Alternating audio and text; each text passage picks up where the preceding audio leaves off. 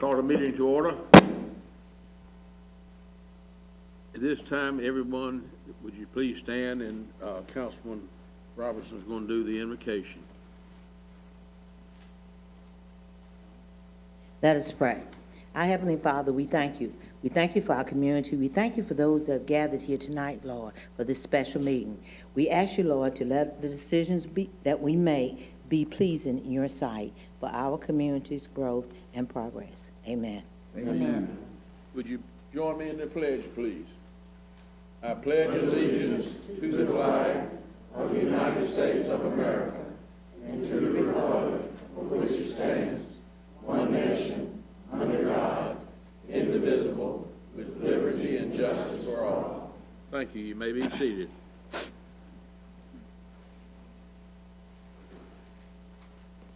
I'd like to take this time to welcome each of you here. We got the biggest crowd we've had in quite a while. And a special note, my wife is here tonight, and my two sisters, Ricky and Corinne, and my first cousin, Sue Taylor, and my oldest son, Rick. But I'd like to welcome everyone. And your younger son. And your youngest son. And your youngest. I can't see. Oh, yeah. Good.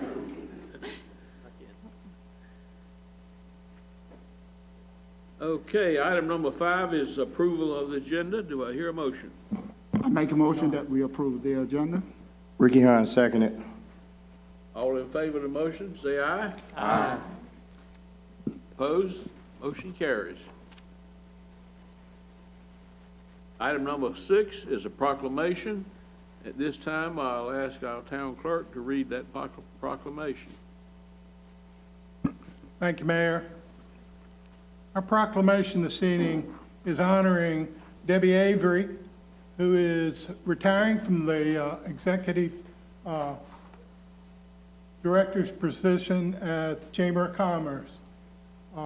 Debbie, would you stand and come up front here?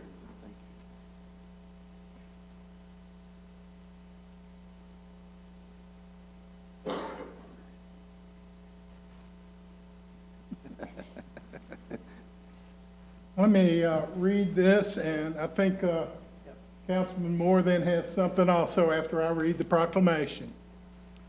Whereas Debbie Avery began working with the Chamber in November of 2006, raising the membership from 25 members to 126 members, and sending a monthly newsletter to members consistently for 15 years. And whereas she initiated feeding teachers breakfast at the beginning of each school year to all Winterville area schools, the construction of 2 blessing boxes in our community, assisted families with Thanksgiving dinners, and supplied gift cards to area youth at Christmas. And whereas she reinitiated the annual community annual banquet, recognizing Citizen of the Year, Business of the Year, Volunteer of the Year, Teacher of the Year, Public Servant of the Year, and Youth of the Year, and creation of a Milton and Sue May Scholarship for an area high school senior. And whereas she began the Community Sculpture Project with the Pitt County Arts Council and assisted with Winterville being recognized NC Retirement Community.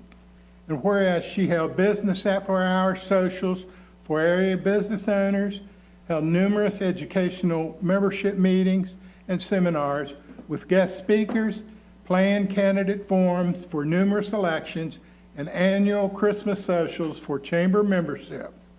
And whereas she is a member of the Winterville Historic and Arts Society, served on the Pitt Community College Small Business Advisory Council, served on the Pitt County Development Commission for 2 terms, and presently serves on the Pitt County Board of Elections. Whereas she participated with the Chamber in Christmas and Watermelon Festival events and parades, and served on the Watermelon Festival Committee for 36 years. And now, therefore, the town of Winterville hereby honors the contributions of Debbie Avery to the Winterville community, a slice of the good life. In witness thereof, I, Douglas A. Jackson, Mayor, do set my hand and cause the seal of Winterville to be affixed this 13th day of December, 2021.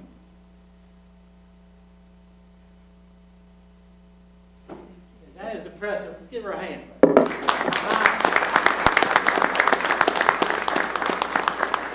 See, 14 years ago, our chamber had folded twice. We were a small group. So I said, well, we can't let it happen again. And thanks to this board, they have supported you every year for 14 years. We worked together, and that was impressive. You could do that in your lifetime. So hey, some small plaque, retirement award. I hope you're not real retired. With our greatest appreciation, we present this award to Debbie Avery in recognition of 14 years of outstanding service with the Winterville Chamber of Commerce. 2007, 2021, you've been wonderful. That's all I can say. Thank you very much.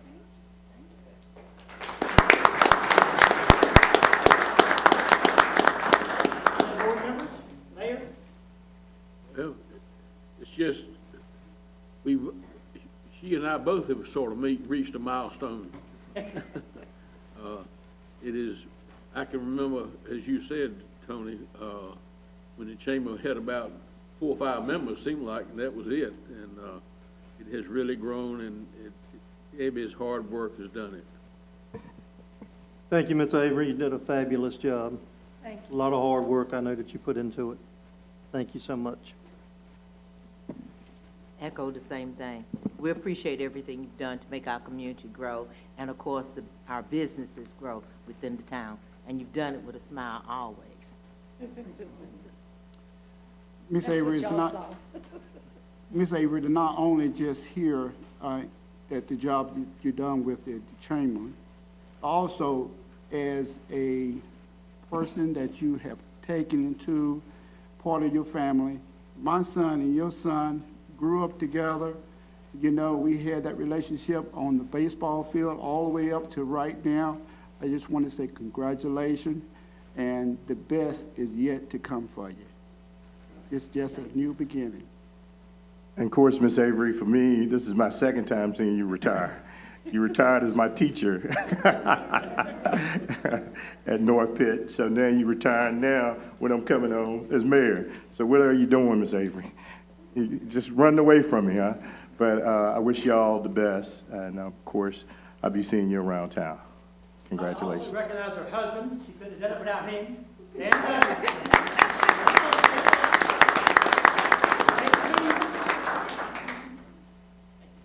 And I would like to say thank you to the town of Winterville. It has been an enjoyable 14 years.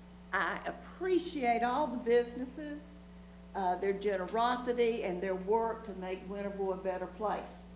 I appreciate the town board's support financially and different projects that we wanted to see and try something new and different.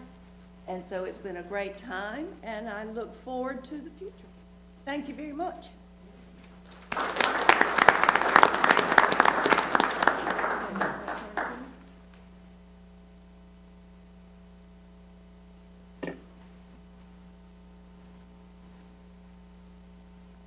Okay.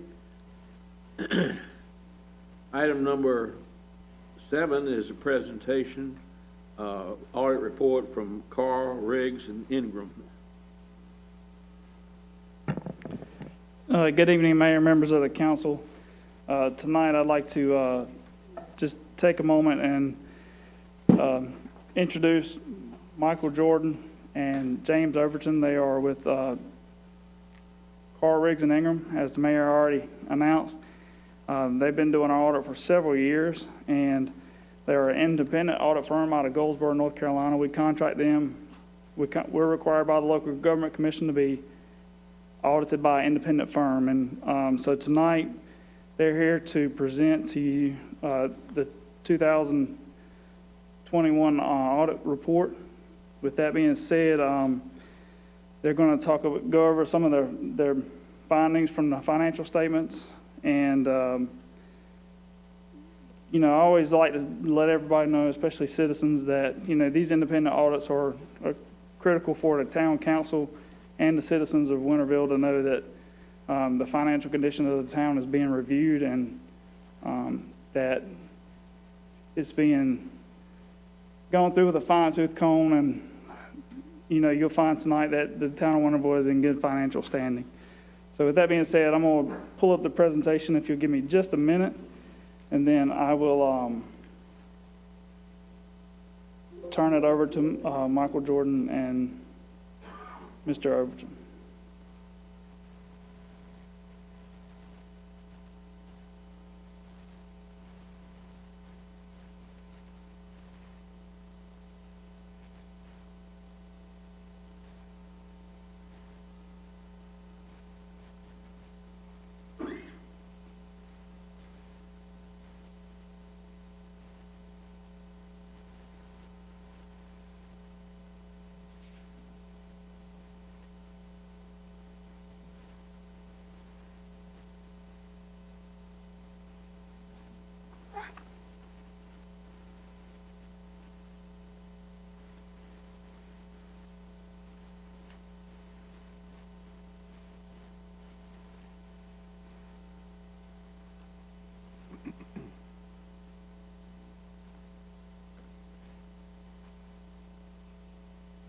You all suspensefully waiting. Better you and me.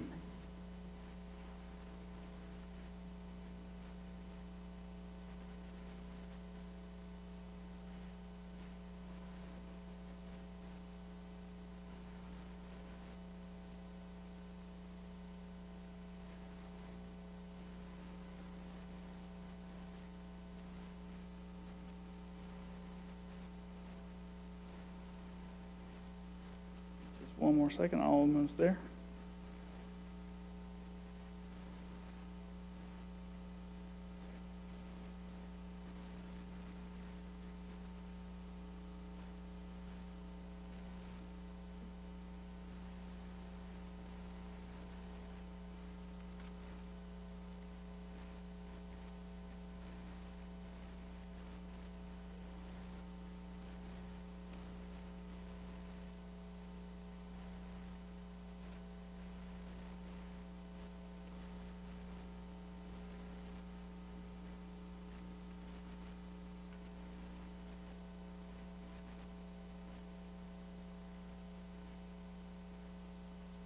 Sometimes computers have a mind of their own. Mayor, I was just going to say, technology has managed us today rather than the other way around. It's just been a day full of challenges.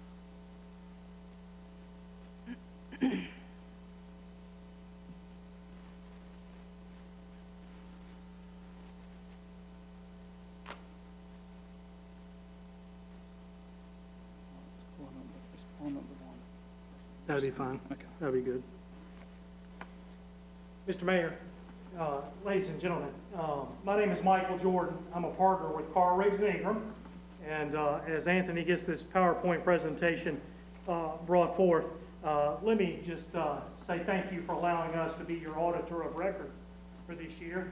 We greatly appreciate the opportunity to work with the town. We work with quite a few organizations throughout Pitt County. I may live in Wayne County, but I know Pitt County like, well, not like the back of my hand, but you understand the proverb.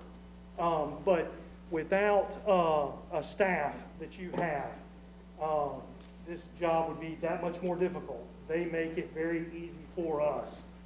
And that's a testament of what we consider a top-down approach of management through staff and throughout the entire town.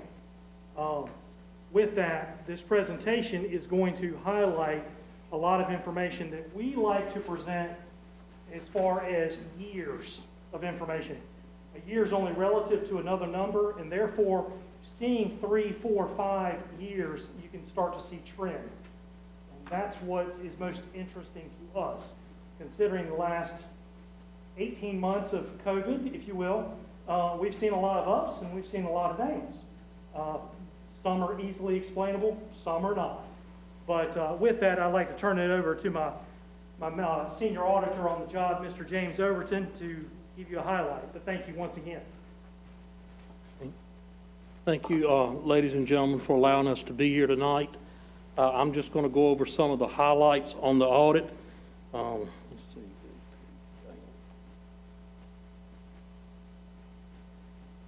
see. This is the first one you sent. Okay. All right. You have two handouts tonight. The first is the annual comprehensive report itself, this bound copy, and the second is this PowerPoint presentation you see up on the screen now. If you would, turn to page, in the audit report, page 34. At the bottom of page 34, you will see the fund balance of the general fund. Your total fund balance in your general fund at the end of the year was $11,480,000. The number that you're most interested in probably is unassigned fund balance. This is the amount of fund balance that you can spend as you choose. It is $9,379,000. That represents 104% of your annual expenses. So basically, you have a savings account that slightly equals to slightly more than a whole year's worth of expenses. Therefore, the town is in very good and very strong financial shape because you have enough money saved up to pay a year's expenses. You see, that's a pretty big jump from last year. The reason for that is last year you had a lot of receivables from some big grant projects at the end of the year. That money is restricted until it's received. So that reduces your unassigned fund balance. Also, last year your expenses were higher due to some big capital outlay purchases we'll go over in a minute. So your expenses are down a little bit, your revenue's up, and so the town is in very strong financial position. If you also look under fund balance, you will see that your fund balance, the rest of it is designated for a bunch of things. The first, stabilization by state statute, that's your accounts receivable. You cannot spend that money until next year when you collect it. So it's restricted. And then all of these others are restricted for a particular purpose, either public safety, streets, your pension plan, or your health insurance plans, or your recreation department. Okay?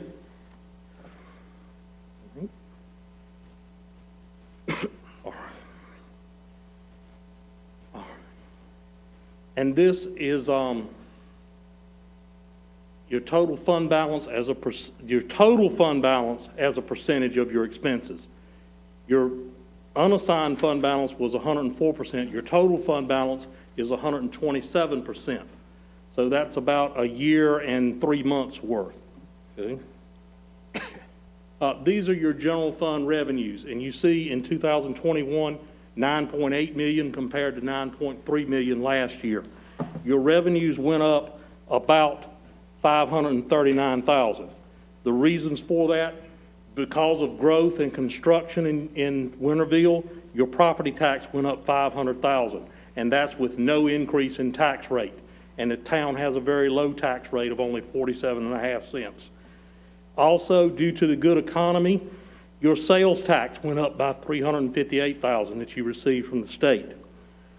There were a couple of revenues that went down.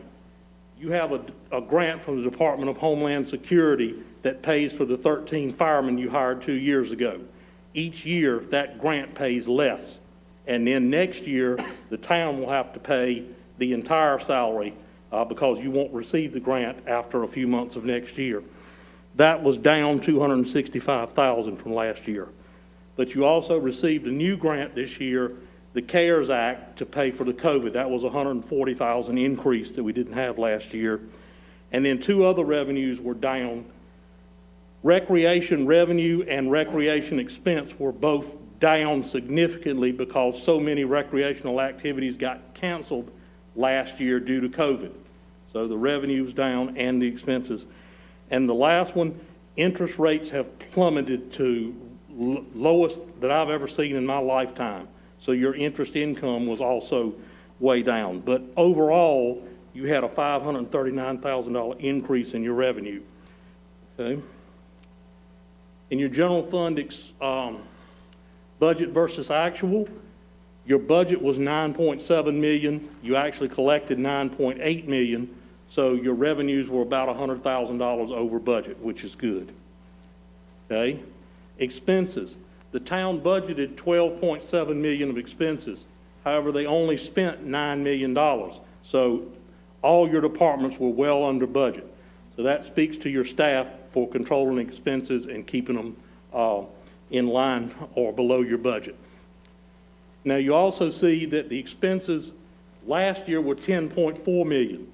Your expenses are down mainly due to two things. Recreation expenses are down $100,000, and last year, the town purchased a couple of fire trucks that cost $1.5 million. You did not have that huge capital outlay this year, so that is the two reasons that your total expenses went down. Okay? All right. Now, if you also turn to Exhibit 7 on page 40,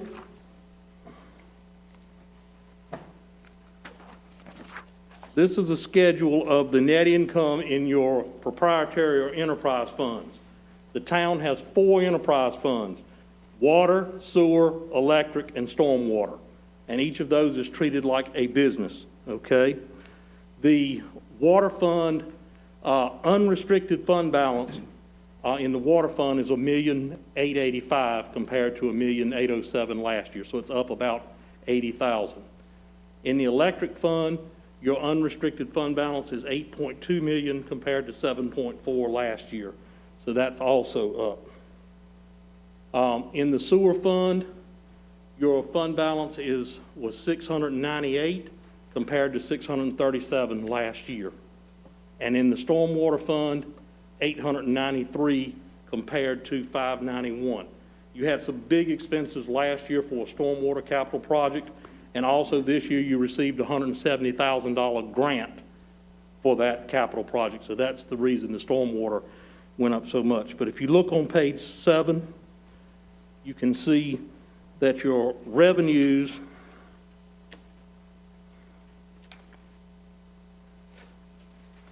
in the electric fund went up $523,000. That is due to growth and new homes and the new construction. The water fund went up slightly, about $40,000, and the sewer fund went up $300,000 over last year, and the stormwater fund went up $15,000. So your total revenues in all your enterprise funds on Exhibit 7, $11 million. That's about an $892,000 increase over last year, mostly due to electric and stormwater. The expenses were $9.2 million, and most of the funds didn't change in their expenses a lot. They're about the same. Your total expenses only went up $100,000, so your income went up $792,000. But if you look at the bottom of the page here, you will see that the electric fund transferred $650,000 to the general fund to pay for overhead and administrative expenses, and the water fund transferred $93,000 to the sewer fund. So if you look at the bottom, you see your net income in each of your business funds: $938,000 in electric, $26,000 in water, $23,000 in the sewer fund, and $371,000 in the stormwater. The stormwater again went up a lot because of that $170,000 grant. So total income, $1,860,000 in all of your 4 enterprise funds combined. And then the last thing, if you would, look on page, let's see, page 121 and 122 in the back of the book.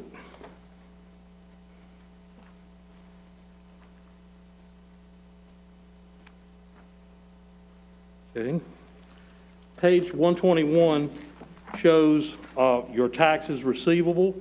At the end of the year, your total receivable was $67,000, minus an allowance for $36,000. That equals the 7 oldest years, because after the first 3 years, you don't collect a lot on taxes. So the net receivable is $31,000. But if you look at the top of the page there, your total current year levy was $4.5 million, and you collected $4,488,000. So the receivable for the current year was only $21,000. That says that your staff did an outstanding job of collecting property taxes. And if you will look over on the next page, on page 122, you see at the bottom of the page your tax collection percentage was 99.53. That is outstanding.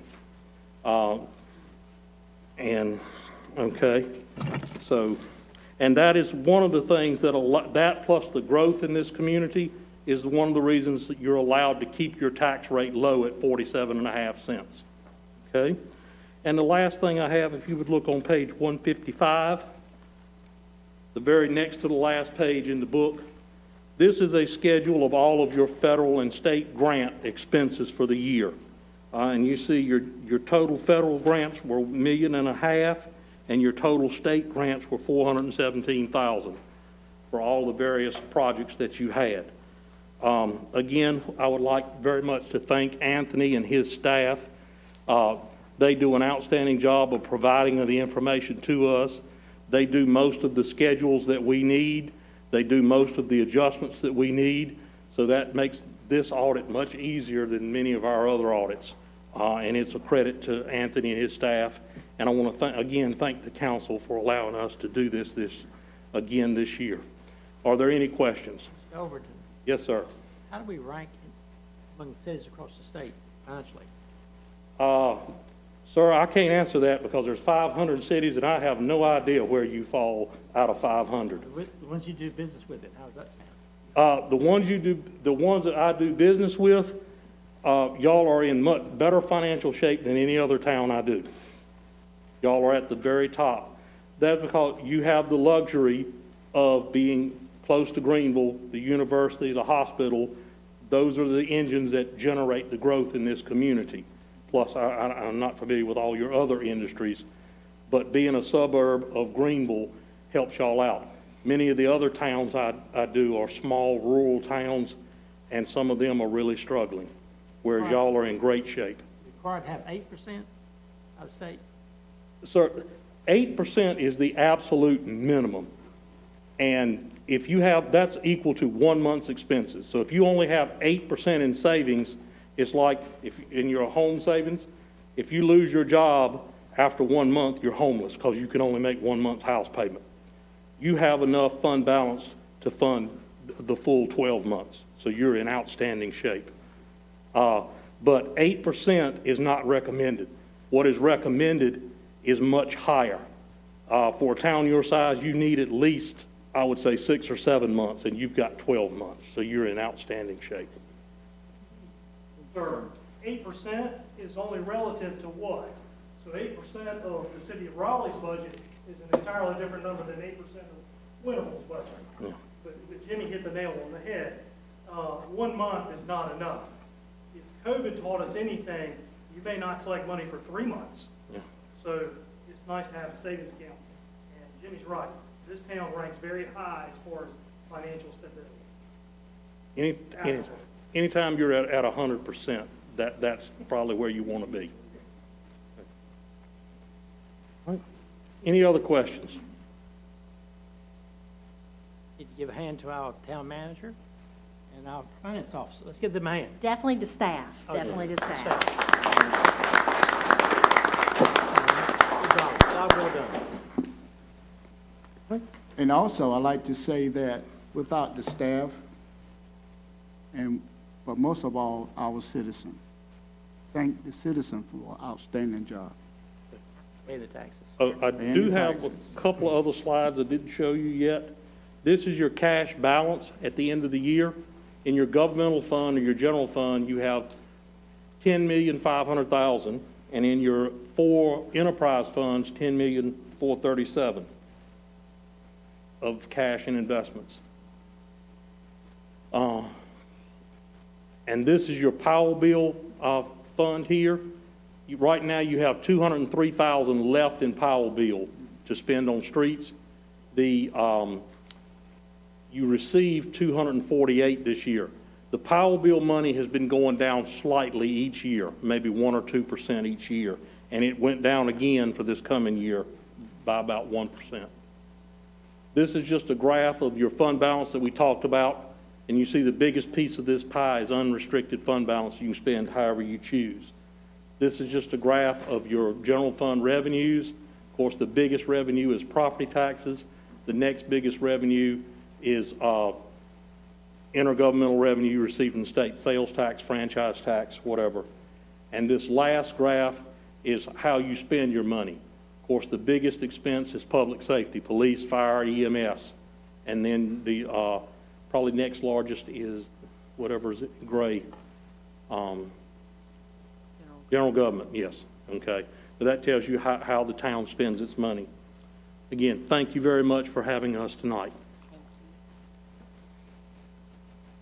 And I'd just like to close by thanking Carregs and Ingram for their work on this. It's a very long, drawn-out, tedious process, and there's not a lot of firms out there that do this kind of work, and so it's nice to have a team that you can work with and move forward with on a project like this. It's we start in April or May, and then we wrap up in December. So that's how long the process is. And Just in time for budget. right, just in time to start the budget. So I appreciate, sorry for the technical difficulty in the beginning, but I think it was worth the wait, hearing that the town's in good financial condition. And so with that, I'd just like to thank my staff as well as the councils for their support, and Carregs Ingram as well. So, and I'll stand by for any questions if you have. Also, we do have a budget workshop coming up. I'll be glad to provide information on where we stand with our peer group with regard to our financial condition in relation to others in the state and the general area. Thank you again. Anyone have any questions? No, Mayor, but I would like to, again, thank Anthony, his staff, but staff as a whole, because certainly we would not be where we are without them. Thank council for their leadership, and certainly these gentlemen over here, because they keep us on the straight and narrow, so thank you very much. Anthony, you want a motion on the audit report, accepting the audit report? Yes, that would be. Second. Did we hear? Got a motion and Had a motion and a second. Any discussion? All in favor of the motion, say aye. Aye. Opposed? Motion carries. Thank you.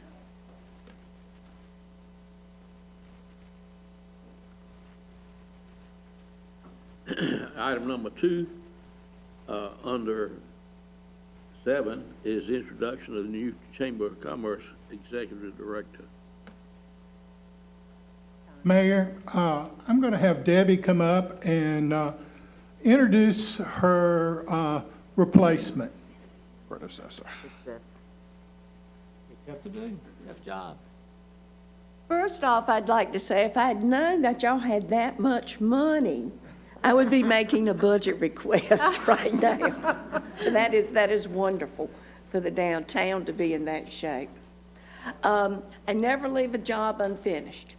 So as one of my last acts as chamber director, I would like to introduce my replacement. This is Rebecca Cavanis. She is a Winterville girl, went to the area schools. She runs her own business. She's an interior decorator with Cavanis Decor. Her parents own full-service flooring out on, is that Beacon Drive? Okay, out behind Sam Jones Barbecue. And she's energetic, she's young, she's enthusiastic, and they are some of the qualities that you need for a chamber director. So I introduce to you Rebecca Cavanis.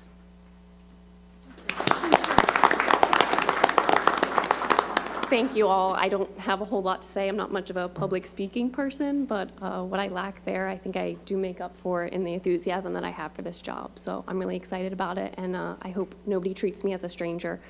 Please don't hesitate to reach out. Thank you. We welcome you to your new position. And I would like to just introduce our president of the chamber this year, Ms. Glenda White, and is Alton still here? And our chairman of the board, Mr. Alton Watford. And I just hope you will give Rebecca all of the support that you have given me. Thank you.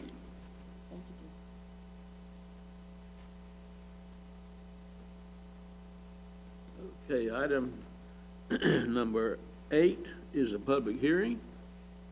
Brian?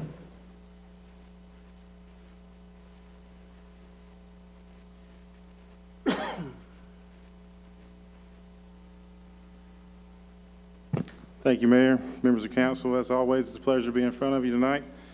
So as stated, we do have a public hearing for a rezoning request. So that rezoning request was applied for by Sutton Capital Group. It's located out on the intersection of Reedy Branch Road and Davenport Farm Road. So parcel numbers are there on the screen, 12045-23479-38386. This is a 94-acre tract. It's currently zoned agricultural residential. And the proposed zoning districts are R10 conditional district and R8 conditional district. And if you guys, if council will remember, late summer, early fall, the applicant did propose a rezoning out there. There was 3 major concerns with that proposal that council identified. One being sidewalks, interior of the subdivision or potential development, stormwater management, and traffic with the four-way stop out at the intersection of Reedy Branch and Davenport Farm Road. So with that, we did get a new application. They changed it up enough to warrant being able to get back in front of you guys so quickly with the following conditions. So all lots will be single-family residential. The side setbacks will be 8 feet. All homes will be a minimum of 1,500 square foot heated. The development will consist of fiber cement board exterior siding on all homes with some elevations consisting of brick or stone accents. All homes will include a 2-car garage. There will be a dedication of a 30-foot greenway easement along Swift Creek. The development would include amenity area with pool and cabana. The development will provide stormwater control measures to attenuate the 25-year storm event. That one's important because the standard is 10-year. So I want to point out that that is above and beyond what the requirement from the state of North Carolina is for stormwater management. Also, that stormwater control measure will be inspected annually by a qualified professional. Development will also provide sidewalks for both sides of the public streets, and the developer will install a traffic signal at the intersection of Davenport Farm Road and Reedy Branch Road if approved by NCDOT. So notification was posted out on this site on October 11th. Adjacent property owners were mailed notification of the public hearing back in November on the 23rd, and the public hearing was published in the Daily Reflector on December 1st and December 8th. So just going through, so you can see here the subject parcels, these 4 parcels here. Here's the intersection of Reedy Branch and Davenport Farm Road. You've got Reedy Branch Free-Will Baptist Church here. Here's the intersection of Highway 11 with the State Employees Credit Union. Get your bearings. Just looking back toward the site. So this is looking back out toward Reedy Branch. This is looking on Davenport Farm Road. Off in the distance would be a Highway 11 back there. So this is Pitt Community College would be over in this area. So you're looking back in interior of the property there. So you can see it's just all tended right now, or agricultural fields. There's just an overlay of the property boundary survey showing the potential rezoning, this parcel, this parcel, this parcel, and this parcel. Just some items of note on site. So the Swift Creek does run to the west, so you've got floodway and floodplain there to deal with. Interior of the site, you've got a buffered stream, so you'll have to contend with 50-foot buffer on each side of that stream. Current zoning, so it is, like I stated before, agricultural residential. So all of Pitt community up north is O&I, office and institutional. Then you got general business associated with the Sam's Club and the Firestone and Mayflower and the credit union over here. So the existing land use map, you can see it's all just vacant land being intended for agricultural purposes. So our future land use plan shows this as an urban neighborhood character area. That's this color here. The urban neighborhood, the comprehensive land use plan describes it as a medium-sized lots with a single-family detached, and then you have just some occasional small-scale service-oriented businesses could be a potential as well. So here's our deep dive into the character area. So so this will be a somewhat higher density, predominantly single-family detached residential housing. Some attached housing and or small scale commercial retail and restaurants allowed. So you can see here, density would be 3 to 8 dwellings per acre. Block coverage is medium. Going down to bicycle and pedestrian, you can see sidewalks. Both sides are recommended here, which they have provided a condition that that'll be met. So potential zoning, you can see R10 and R8 in the mix there.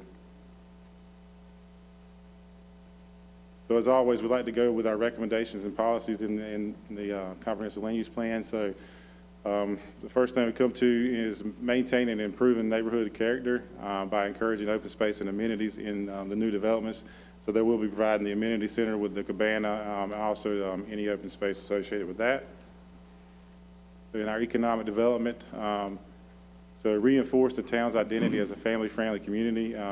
We do that by supporting rezonings to residential uses in the suburban residential and urban neighborhood areas as identified on our future land use map. So as stated before, this is an urban neighborhood character area.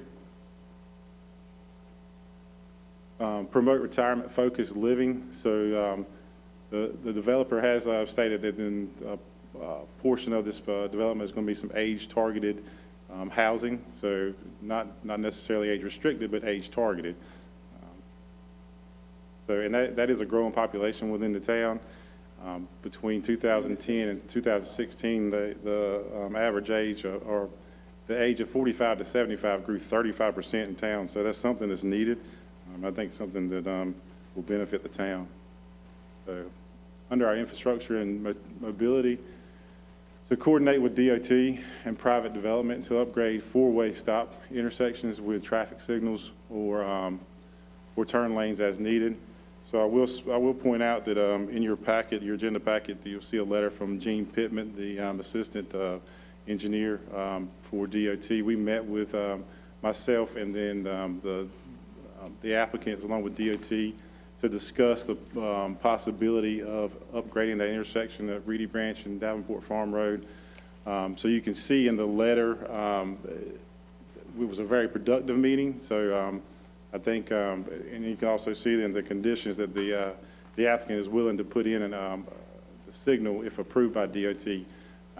With that being said, obviously nothing definitive came out of that meeting. But what will come out of this meeting is an open dialogue with DOT to make sure that that intersection is upgraded as needed. You guys, if this does move forward, you will see it again in a preliminary plat stage as well as a final plat stage. So this won't be the last time you see it. Also, within the land use plan, we require sidewalks and new developments. Obviously, they put a condition that both sides of the public streets interior of the subdivision will have sidewalks. So implementing the Greenway Master Plan under our recommendation or under our recreation policies, they've already said they will dedicate a 30-foot easement there along the Swift Creek. You can see that's where that easement will be along Swift Creek, which ties directly into our Master Greenway Plan.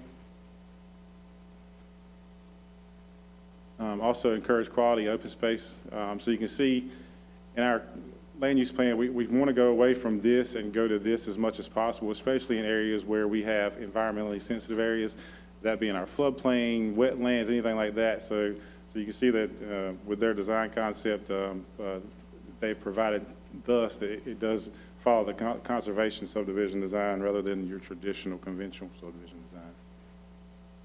So with that, staff recommendations, planning staff does find that the request is reasonable and in public interest because the proposed zoning district is compatible with the surrounding land uses and the future land use plan.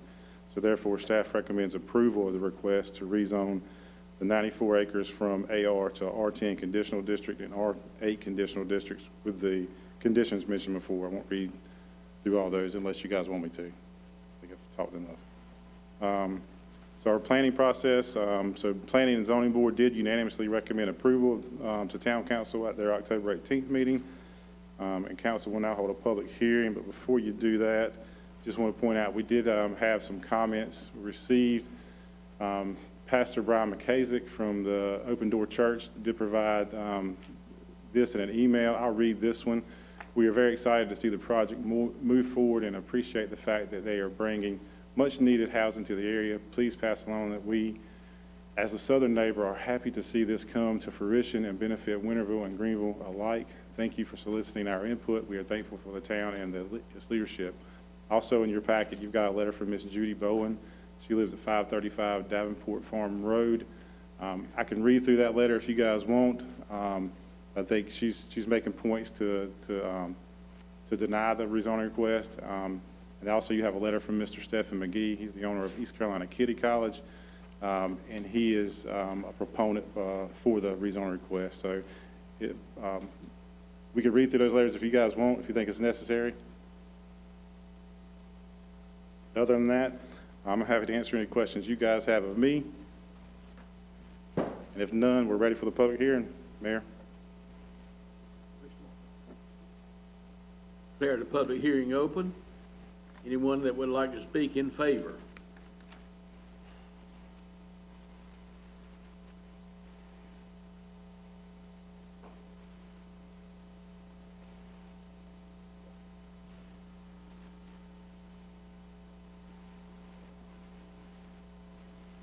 Good evening, Mr. Mayor, members of the council. My name is Scott Anderson. I'm here tonight on behalf of the applicant, Sutton Capital, to speak in favor of the request. As Brian mentioned, we brought this request to you back in September of this year. And at that time, we heard several concerns, both from you and from the community.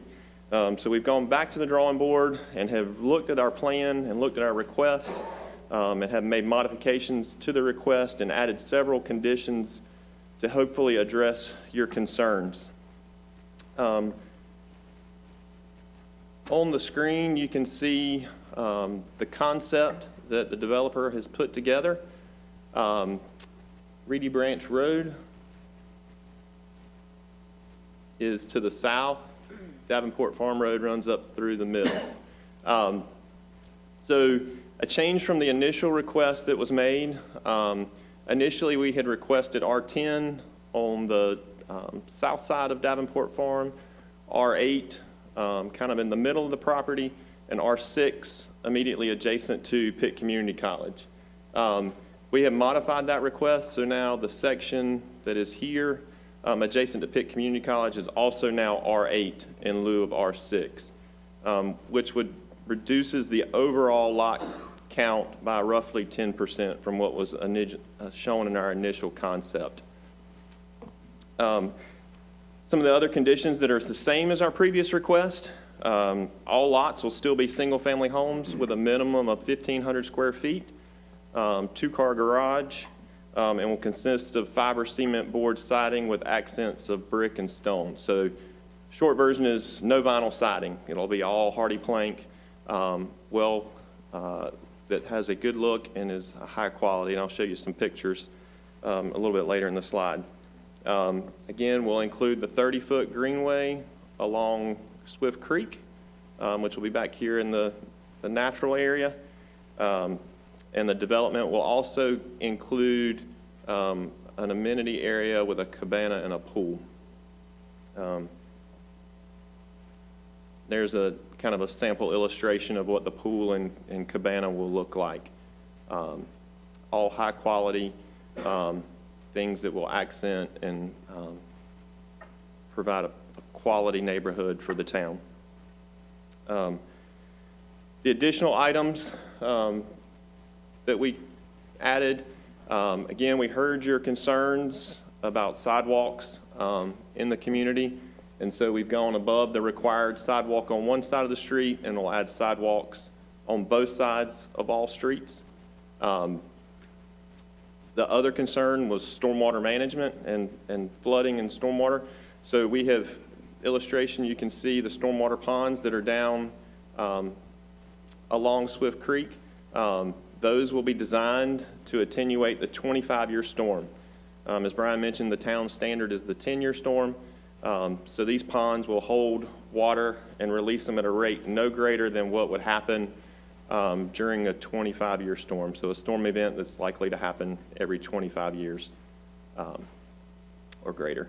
The other condition to those is how are we going to make sure that those are maintained in a manner that they function and don't create a nuisance or a hazard. So that's why we added the condition that they'll be inspected annually by a qualified professional, which would be a professional engineer or somebody who has received adequate training to inspect those, which is a program that's delegated by the state.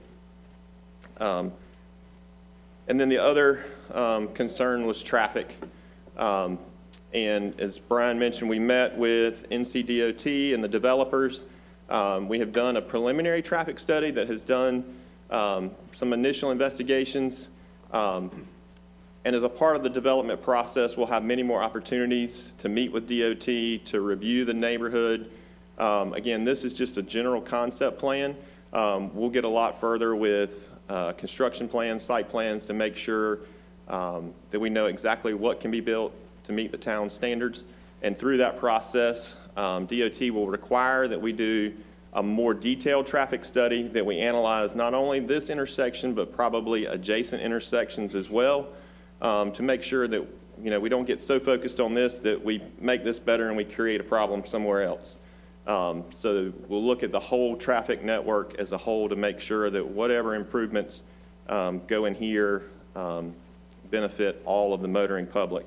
And I'd like to read you just a short excerpt from the letter from Gene Pittman, the Assistant District Engineer. He stated, NCDOT is cognizant of the existing conditions of traffic flow within the town of Winterville's current zoning areas. It is a blessed and cursed situation that the town of Winterville's jurisdictional area is rapidly growing. I can assure you and others in the town that NCDOT is not taking this development lightly. We will be diligent in our evaluation of this intersection to make the best choices for our traveling public. I am sure, like most progress, it will be welcomed by some and discouraged by others. NCDOT will not make everyone happy when determining the mitigation required to gain acceptable levels of service, yet not discouraging beneficial economic growth. It can be a stressful but emotionally fulfilling when due care is exercised to attain a viable solution to situations such as this presents. I want to assure the town of Winterville of NCDOT's commitment to find the best solution for the proposal as presented. I look forward as this process continues to the entire group maintaining the open communication that was started in our meeting. Should you need more information at any time, please let me know. So I've got a couple of questions. Okay. Because I'll be honest, my faith in DOT is about like my faith in the Easter Bunny. When you look at the DOT roads that we have in this town and the failure of the DOT to do what they need to do to these roads, I have some concerns out there. So just a couple of questions. Will there be write-ins to this neighborhood? Yes. On both ends? Yes. That's a done deal. We don't have to wait on the DOT for that. That's going to happen. Nothing is a done deal because we haven't gotten far enough into the process to make those decisions. So this is the first step in the process, is to get the zoning in place. Once the zoning is in place, then we can move forward with developing more detailed plans. But in my experience, and I've been an engineer in Pitt County for 20 years, so I have a lot of experience in doing residential and commercial development and dealing with DOT. And there's a difference between projects that are funded and built by DOT and developer-funded projects. DOT puts much higher requirements and enforcements on a private development than they do on what they fund. So DOT is going to require that the developer make roadway improvements. We're not waiting on DOT to fund it, to build it. That's going to be the requirement of the developer as he builds the roads that are in the subdivision. So it's a little different situation. I have never done a development of this size that has not been required to install right and more likely right and left turn lanes into the development. So at the primary intersections. But we don't have any guarantees, is what we're saying. No, we don't have any guarantees. There may guarantees. be right-ins, there may be a middle turn lane. I mean, Correct. those entrances into that neighborhood are very, very close to where those stop signs are. And with the traffic that's already on that road, by the time you add all those homes, And that's what a it's gonna traffic be- study. It's gonna be a nightmare. I don't think it'll be a nightmare. In my professional experience, I don't think it'll be a nightmare. I think, are there some delays? Maybe. But I drive that road a lot, back and forth. And during 90% of the day, there's no traffic that you're going to wait for. Traffic will be able to move freely. Sure. At your peak times, yes, you're going to have some waits. But that's typical of anywhere that you're going to go. I mean, that's the beauty, and as he said, the blessing and the curse of development, that you're going to have some waits. But the delays that are expected based on the traffic studies that we have done so far don't show excessive delays that are created by the 200 homes that'll be built here. Yes, I live on the west side. I live on the west side of Winterville.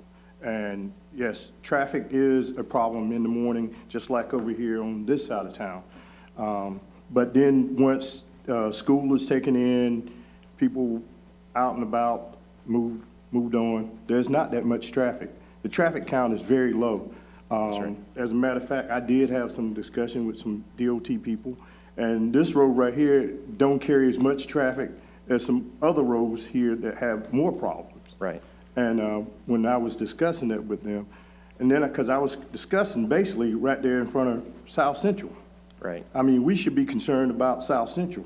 Sure. Right there, turning into my neighborhood. I mean, anywhere between 1:30, 2:30, 3 o'clock, you can't even make a left turn into my neighborhood. Right.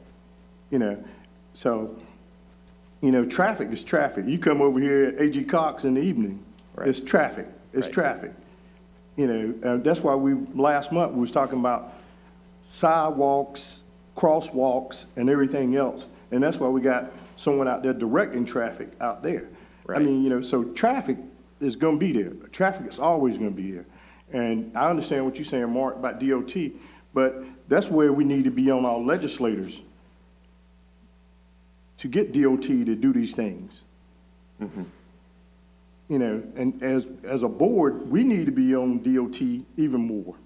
I I think mean, we've been you know, on that's- DOT. right. I think we've been on DOT quite a bit. I Right. mean, I've been on this board for 16 years, and it doesn't seem like a whole lot gets done. You know, I'm all in favor of the neighborhood. I think it's gonna be a great neighborhood. But when they build that last house, they're gone. They could care less about the traffic. Well, what about Eli Ridge? When they build that last house over there, are they gone? I mean, and what about the other subdivisions? And I think we got to think about we these share things. concerns. When we got concerns, let's think about all the builders around here. They're gonna do the same thing. When they build the last house, are they gone? I mean, Absolutely. you know, that's what I'm saying. That's the way they all work. Right, you know, we can't just say, okay, they're gonna take off. Then it's our fault if they start taking off. So it's our job to make sure that something gets done. I mean, we're living on promises here. Well, I'm I all think for the this town neighborhood. has lived on I'm all promises. for the neighborhood. I'm just simply saying, we asked them to try to bring some assurances, and we don't really have any assurances. Well, I agree, Mark, but every time, though, when we have other builders to come here, we don't ask the same reassurance. I disagree with that. We have. I don't agree with that. Well, I think to add to that, Mark, or Councilman Smith, we will come back to you again. If this rezoning is approved and we move forward with this development, we will come back to you again with a preliminary plat. And in that preliminary plat, we will show you exactly what road improvements we're putting in. By that point, we have negotiated all those out with DOT. Hey, I've said all along, I'm in favor of this. I sat down with these guys on my back porch. I shared my concerns. I'm for the neighborhood. But if the roads don't work out, I am going to be hot. Bottom line, I am going to be hot because we've shared the concerns there. Understood. It's a fine plan, much improvement, commend you on that. To understand where we're coming from, they said that Old Tar was gonna be done in 2002. And I live on Old Tar, so I know, I They understand. told us, when I moved there on that road in 1989, by 2002, it would be 5 lane. Right. And this board has voted 3 times to reduce the speed limit from 45 to 35. Did they hear us? Not one word. Sure. But when Cedar Ridge was built on Old Tar Road, they put in a right turn lane, they put in a left turn lane. So those turn lane improvements are standard for most of the developments of this nature. And I fully expect that those turn lanes will be required, and the developer is willing to build those and install those. And look, I'm not upset with you guys. I've just been on this board long enough to know that the DOT has failed the town of Winterville Sure. over and over again. But again, this Main is. Street, Cooper Street, Old Tar Road. They've been talking about Old Tar Road as long as I've been on this board. Nothing's been done out there. Took us 10 years to get Boyd Street done. I understand. But I do appreciate your firm being willing to meet with us and talk with us about the areas that we were concerned about, and also to make modifications in those terms. I know that I spoke about the sidewalks, and I'm glad of that you're going to consider that. We see around town that our citizens are walking, our children are walking, and they do need safe places to walk. And with the number of homes that you're putting over there, that will provide that. And we'll look at it when you come back with the other plan, and especially since you're going to bear the cost of the transportation alternatives that will have to be in there. Yes, ma'am. Just for information for the public, where will your utilities come from? So the utilities, there's water mains that run along Reedy Branch Road, and then the sewer, there's a GUC sewer outfall that runs along Swift Creek. So those will be GUC utilities. Will the development be in the city limits? It'll be in the town of Winterville city limits. It will be. The electric's going to be in Greenville. Water's going to be Greenville. Water will be Greenville utility. Sewer Water. Greenville? Yes. So the public will know, that's all. I'm for the development. I think it's going to be a nice development compared to what you had before. Okay. I'll hear the part 2. Well, if I could just say about the utilities, those are established districts, so there's no ability to change that and serve them by the town of Winterville, so. Yes, because mine's is the city of Greenville. But you get part of my sewer. So it's not like you ain't getting anything. You're getting something. Yeah. And again, the estimated increase to the tax value with 200 homes, you're looking $40 to $60 million additional tax base there. So, one other thing, these are just some examples of what the homes will look like. So again, all cement fiberboard, no vinyl siding. One additional item that the developer would like to add is they are willing to donate up to an acre of land for a civic use in the neighborhood. So we'll be working with town staff to figure out what that best use is, whether that's an additional park area, whether that's a library, a fire station. But the developer is willing to provide that to the town. And again, we do believe that this is in conformance with the land use plan. Brian pointed out several places, and I won't reiterate where this plan meets the goals in that plan. That plan is only 2 years old, and it shows this as urban residential. And the definition that's listed there shows 3 to 8 homes per acre. The proposed development, 200 homes, 94 acres. So we're just barely over 2 homes per acre. So with the primary purpose is to be able to preserve those natural areas along Swift Creek at the rear, tighten up the density, just as Brian illustrated in the graphic in the land use plan. So I'll be happy to answer any more questions you have. I have a question for our fire chief. And if David would come to the podium.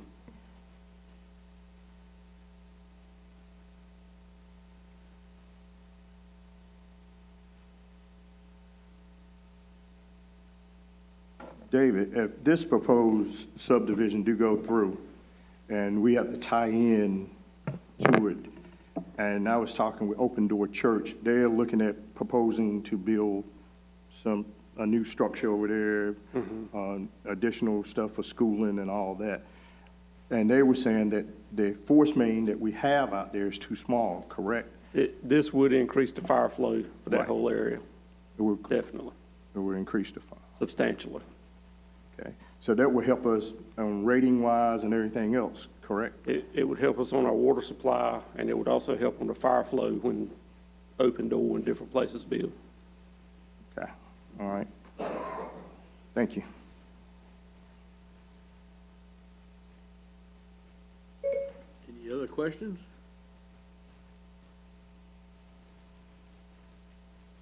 Anyone else that would like to speak in favor? Mr. Mayor, members of the board, members of the audience, good evening. My name is Andre Duncan. I am a team member of this project alongside Mr. Sutton, Mr. Gerard, and Mr. Robinson. I'm going to do a little bit, I think they've done a really good job with speaking to this project.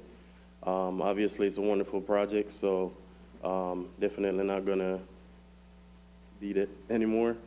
Just to give you a little background on myself as the builder of this community, I am a retired Army Sergeant.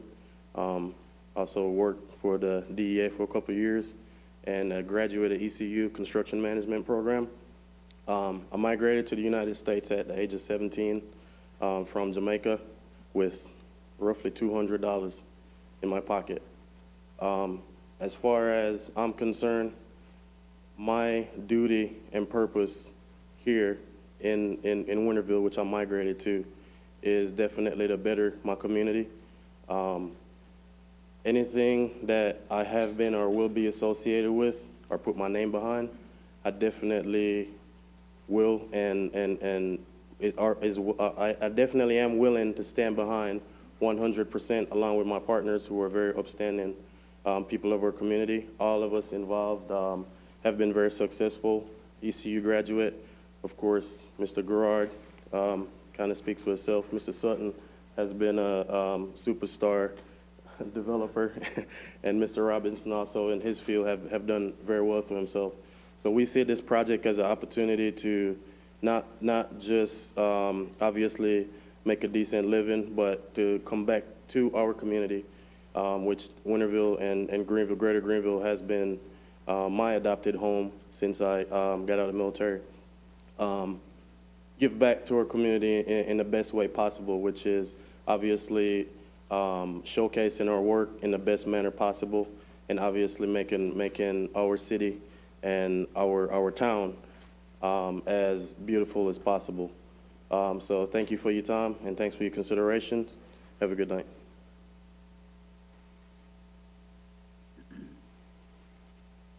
And I just wanted to step up here real quick if anybody else had any more questions. I'm Darren Sutton, partner in Sutton Capital here. I would like to speak to Councilman Smith. I will tell you, we'll work with you guys to make sure the intersections and are addressed and the turn lanes. That's important to us. We know it's been a hot point in this rezoning, and I'll make a guarantee you that we're going to do everything we can with the DOT to make sure we can get there what we need. So I just wanted to address that real quick, because I understand, and I appreciate you meeting with us before and discussing that. So thank you. And y'all was talking the 55 plus. Can any one of y'all elaborate on that 55 plus housing? Yeah, so one of the homes that are up on the screen now, that is a master bedroom down with two other, so it'd be 3 bedrooms down. We have a bonus room option in that home. It does cater to people that want main floor living without a lot of stairs. Right now, we've not developed all the plans yet, but we are hoping to have roughly 4 of what I'm going to call more of a ranch-style home plan that we would be building on the R8. And we will have a couple of the 2 stories as well. in certain areas, but we are trying to do an age targeted as well for people that do not want a lot of stairs and do want a lot of living area that's on the main floor without a lot of stairs. Okay. Thank you. And the largest home that y'all will build out there, I know you said 1,500 square. Yeah, we'll be a lot bigger than that on, I will say. We had that in there originally when we had some of the smaller lots. Our average square footage in here will probably be between 2,500 and 3,200 square feet from our planned portfolio. Okay.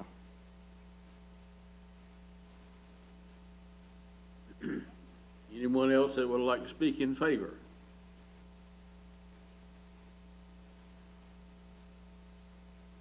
Mayor, members of the board, citizens. My name is Stephen McGee. I did write a letter in support, but I just wanted to say a few things. Business owner here, my wife and I, East Carolina Kitty College, a child care center here in Winterville. We bought our first home here in Winterville in a newer subdivision a few years back. We've been blessed enough to be able to expand our family and therefore have needed a larger residence, and we're working on that currently. But what we found in Winterville was a home. It was bigger than just having a house. It was a home. It still is our home. We plan to continue to grow here. And I'll be honest, originally a few years ago when we talked about moving out of our first home, we talked about moving away from here. Not because we didn't like it, but just because different opportunities and things like that. But because of the community, the things that you all have done here, the support we've received as far as our businesses are concerned, we found a home. And I believe opening up that opportunity for other families is huge with what they're offering here with these homes that'll come into Winterville and give other people a chance to call Winterville home. Believe it or not, anybody that I talk to that lives outside of Winterville in this area like Greenville or out smaller cities, they talk about how they wish they could get to Winterville. And then a part of that is the affordable housing and just having houses that appeal to them, that the bidding process to get the home isn't as difficult. So I think, again, this will open up an opportunity for more homes, more houses, more families to be able to call Winterville home. The gentleman who did the audit spoke about the increase in revenue, and it seemed like pretty much most of that was from the increase in property development, new construction, and things like that. So if that's going to do that, then I just imagine that this is going to continue to add to that. Again, not only does it provide a home for me, it provides a home for much of my staff that work with us. And then I also work part-time at Pitt Community College. And so a lot of the student population that I deal with struggle with finding affordable housing, places to call home, and routes. And then there's the transportation issue where having some homes closer to Pitt Community College will give them that access that they need. So I think it's a win-win for everybody that's involved. I appreciate the opportunity to speak before you. Thank you for your time. Anyone else that would like to speak in favor?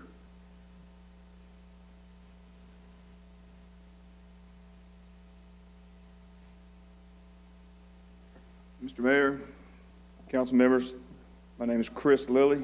I work for the Overton Group here in Greenville, commercial real estate firm. I represent the Jenkins family.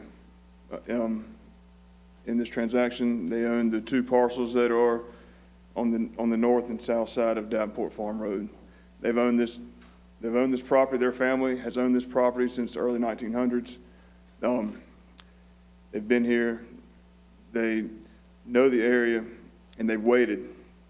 And they waited and waited until the time has been right to do something different. They've seen Winterville grow around it. They've seen Greenville grow in from the west side of it. And they're just decided that now, if they could find the right partner, that the time to do something with this property is now.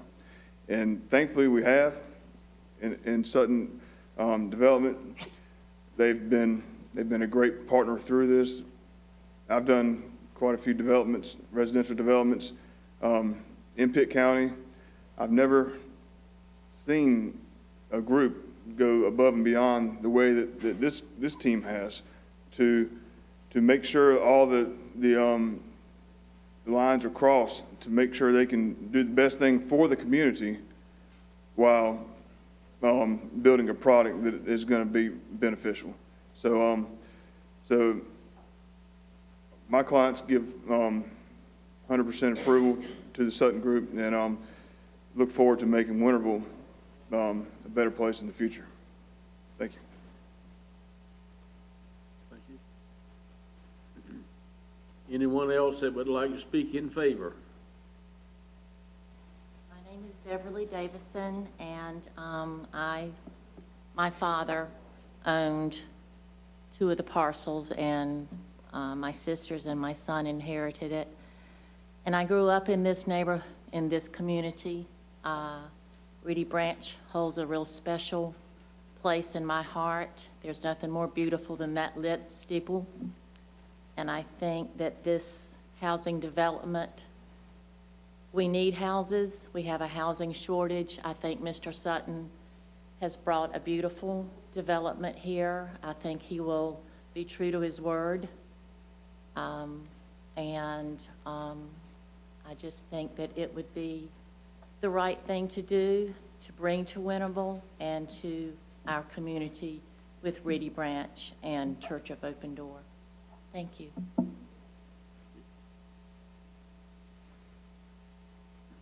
Anyone else that would like to speak in favor?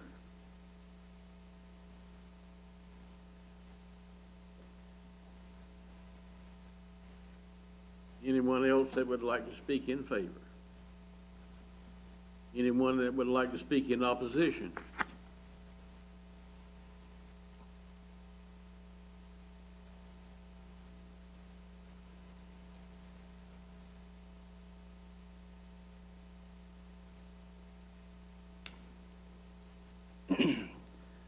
Mr. Mayor and Town Council members, I'm Michael Bowen, and my wife Judy Bowen reside at 535 Davenport Farm Road, Winterville, and we've lived there for 42 years. As citizens of the Reedy Branch Davenport Farm Road community, we only have a small voice. We do not have the privilege to vote for you as you serve in this capacity by being voted on by the good people of the town of Winterville. I ask that you consider carefully the decision that you will soon vote on, as it's going to have a great impact on the lives of the people in this area. This tremendous development in such an already congested area will have a major impact on the daily lives of this community. For their safety and their travels to and from their homes, this area will be forever changed.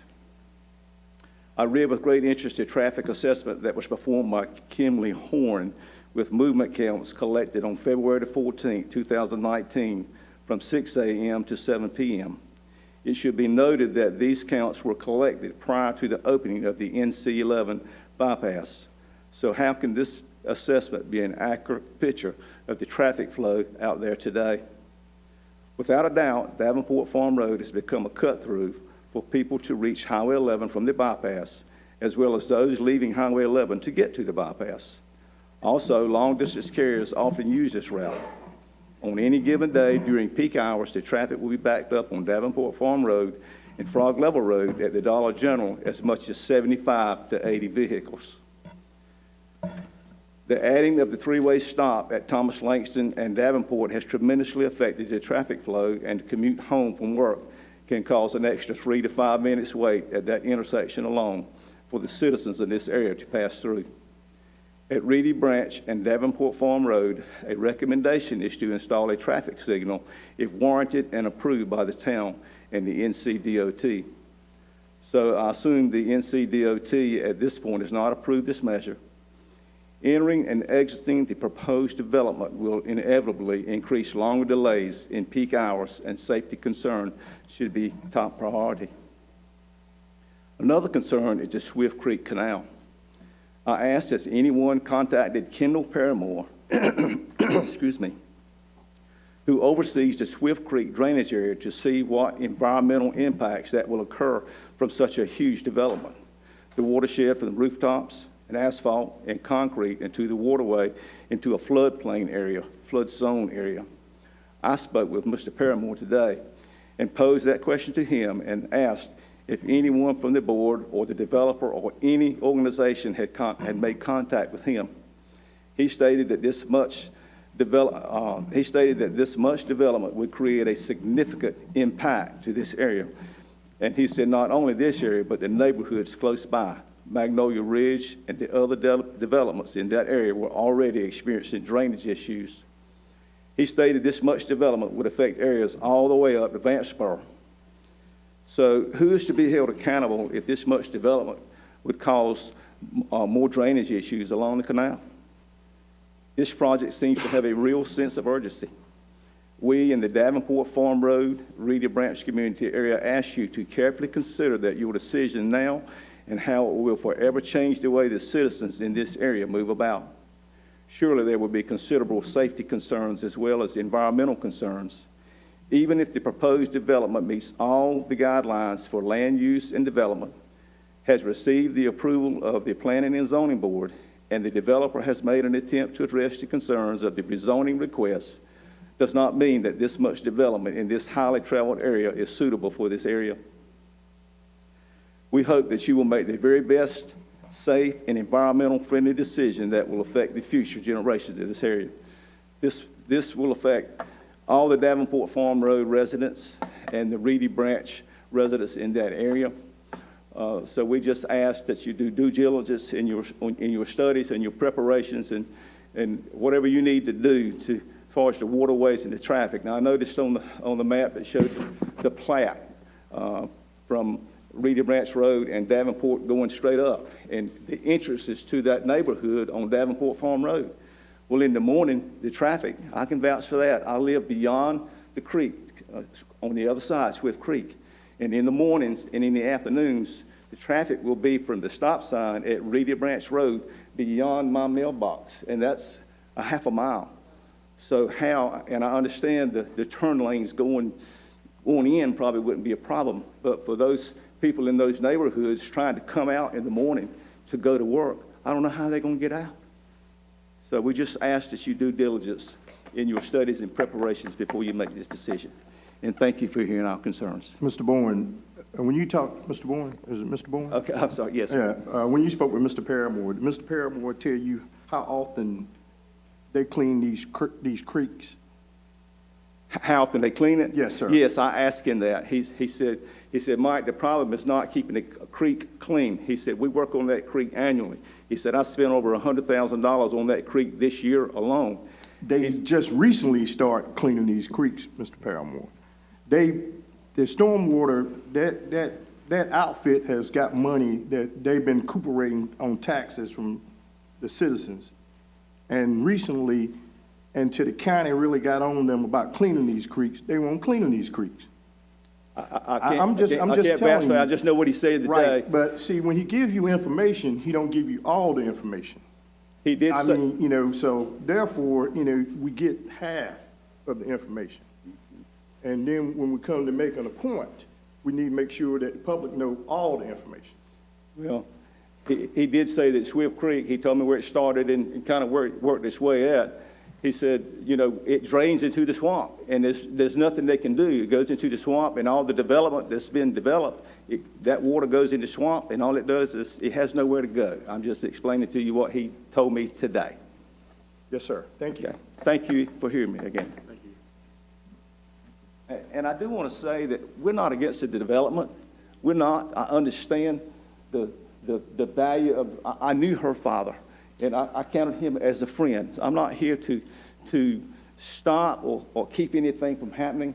We're just asking it to be something that, and anything looks good on paper, and it looks like they've done a wonderful job, and they've covered all the bases, and my hat's off to you. I don't have a problem with all that. We just want to make sure in that area that we don't make a decision today that's going to affect us on the negative side 5 to 10 years down the road, and then we look back and say, oh, well, what we're going to do now. So, I'm not against this. Mr. Little was a friend of mine, and I understand farmland. We own the same farmland that's been in our farm for over 100 years also. And it's not about me. It's about the residents. So we want what's good, but we want it to be able to work in that area. Thank you. Thank you. Anyone else that would like to speak in opposition? Anyone that would like to speak in opposition? That being said, we'll close the public hearing. What is the board's pleasure? I make a motion that we approve the rezoning request. I second. Have a motion and a second. Any discussion? All in favor of the motion, please raise your hand. Motion carries.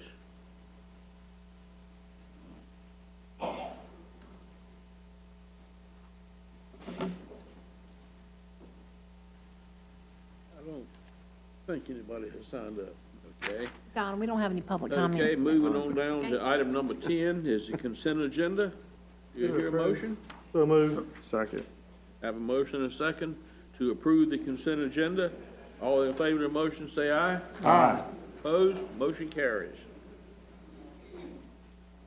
Okay, item number 11, old business, update on the revision to the noise ordinance. Mayor, members of the council, I'm going to be brief. I'm not even going to call Chief Wilhite out here unless you all have questions. Staff is in the process of continuing to look into revisions needed to the town noise ordinance. That involves decibel limits, use of sound meters, and then potentially any changes in the permitting process for permits needed for loud music, et cetera. So we anticipate coming back before council in January with recommendations and potential modified ordinance accordingly. Move we go into closed session. Second. Have a motion and a second to approve the, Closed session. yes, go now. Okay, I'm sorry. We have a motion and a second to go into closed session. All in favor, say aye. Aye. Opposed? Motion carries. Okay? For the public. Yeah, would you? Yeah, just a quick note to the public. We're going to go into closed session. I don't think this is going to take us very long, so you can remain at your seats if you want to stretch your legs for just a moment, but we'll be back and continue with the meeting in just a few minutes.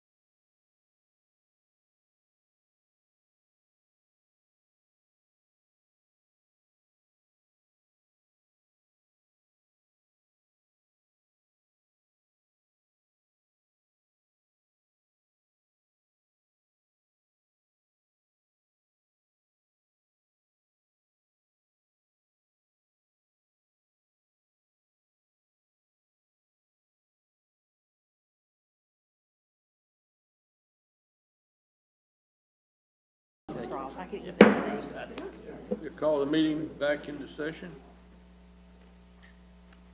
Well, it looks like it's a short break. We put that in there, that's how you want to handle that first short break is up to council. Let's move on. Okay. Let's roll. Works for me. Okay. Item number 14 is installation and oath of office for the newly elected town officials. Exciting. All right. So, I think up first we have the installation of Mayor Richard E. Hines. Mayor first, okay? Yes. Senator Davis. Okay. Oh, okay. Very good.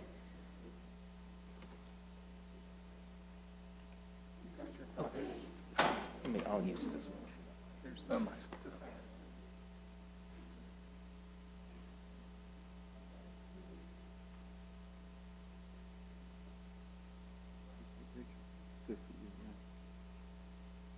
Mr. Davis.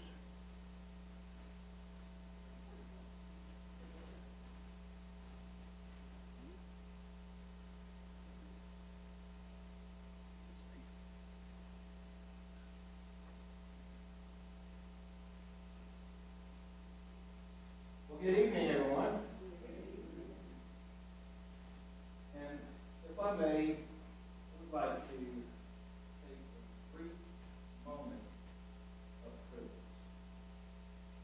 Having served as a mayor, we understand a lot of the challenges yet.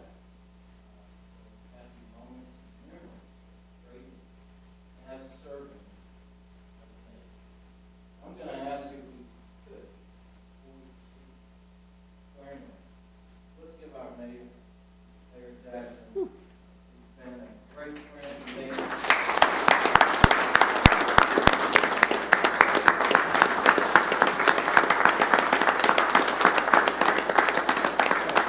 He's been a great friend to me, and I'm going to do the best I can, Doug, and a great friend to wherever, how you say it?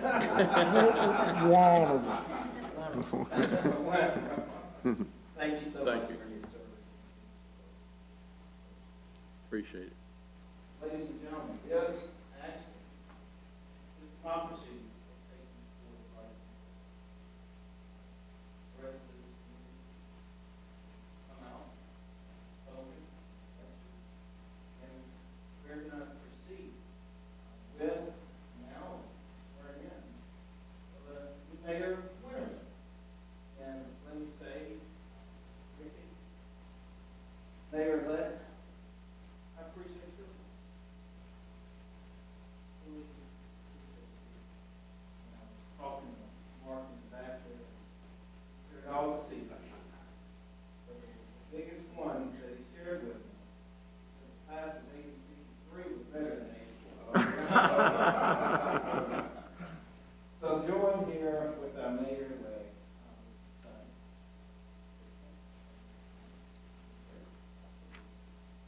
And what a day. Do you have your watch on? Okay. The impact. Let's do it. Please place your left hand on the Holy Scripture and raise your right hand to the heaven as recorded in the Scripture and repeat after me. I, please state your full name. Richard Earl Hines, Do solemnly swear do solemnly swear that I will support I will support and maintain and maintain the Constitution the Constitution and laws and laws of the United States of the United States and the Constitution and the Constitution and laws and laws of North Carolina, of North Carolina, not inconsistent not inconsistent therewith, therewith. and that I will faithfully I will faithfully discharge discharge the duties the duties of my office of my office as mayor. as mayor. So help me God. So help me God. Be impact. Be impact. All right.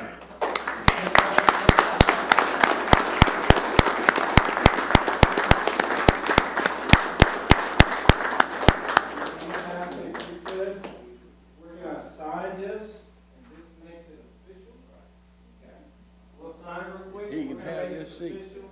And to the town of Winterville, this is, just hold on for one moment. We're gonna make this signed, sealed, and delivered where it's official. So you,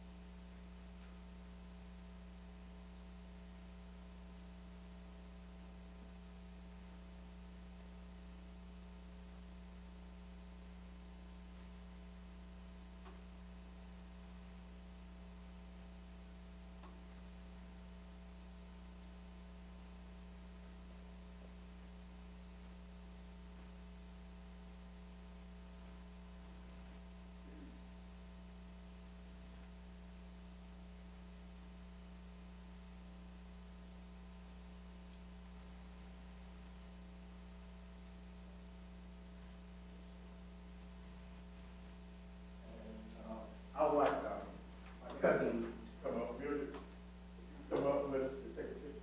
Mildred Council is my first cousin. But she's been in politics forever. So, yeah, Mildred is my first cousin, she's my mom's niece. Politics runs in our family. People didn't know that, but it runs very strong in our blood.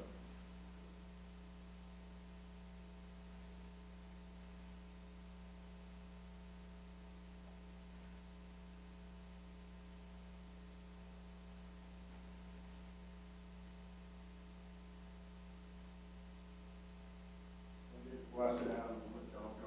But, giving honor to God and also to my mom and my sisters and also to the great citizens of Winterville. It's an honor and a pleasure to serve you all. Being recognized as being the first African-American mayor is a privilege. It's a privilege that I don't take lightly. But also understand I'm a mayor for all the citizens of Winterville. Sociologically disadvantage, I'm here for you. Because I'm a part of that. I know what it means to move your bootstraps up. Go get it. That's what we do. That's what my mom raised me to do. So the town of Winterville is in good hands. Doug, thank you. I appreciate you. I learned a lot. I did. You might not know that, but I learned a lot. I learned how you handle your youth. I learned it. I appreciate it. I appreciate your support. Mark, Johnny, Mr. Veronica was an opponent, Tony, I appreciate you all. With us, we're gonna do great things. Again, y'all saw the march at work earlier. We agree to disagree, but we still love each other. And that's what it's all about at the end of the day. Doing what we're supposed to do for the town of Winterville. So, yes, I'll be here. My office is be right around the corner, and I'll be here. I answer the phone calls and I get back to you. That's what I was elected to do. And last but not least, I always carry my wife with me. She's on my wrist today. She passed in 2019. And she pushed me to run for office in a sense because she gave me her blessings. And so, thank you, family. I know you're here with us in spirit. And again, thank you, town of Winterville. Thank you, Senator Davis.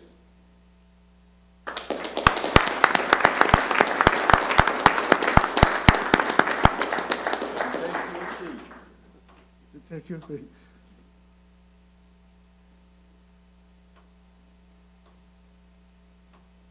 Take your seat. No, I need to get by you, Mark. nope, I'm sorry there.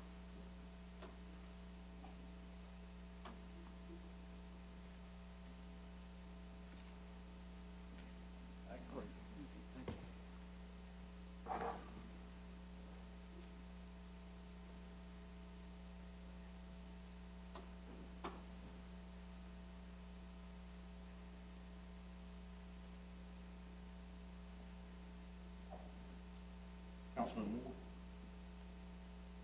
Moore or Moy? Moy.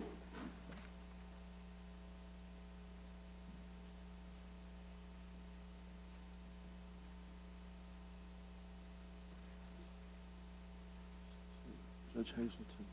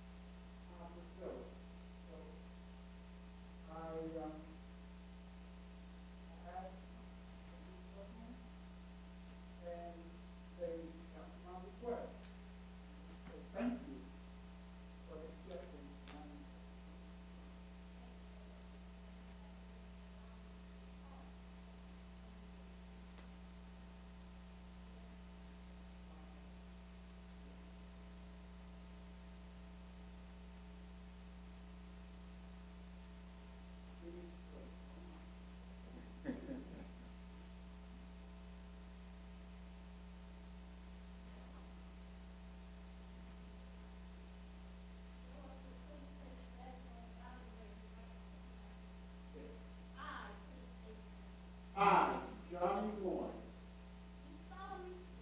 do solemnly swear that I will support and maintain the Constitution and laws of the United States and the Constitution and laws of North Carolina, not inconsistent with therewith, and that I will faithfully discharge my duties of this office as town council. So help me God. So help me God. Thank you so much.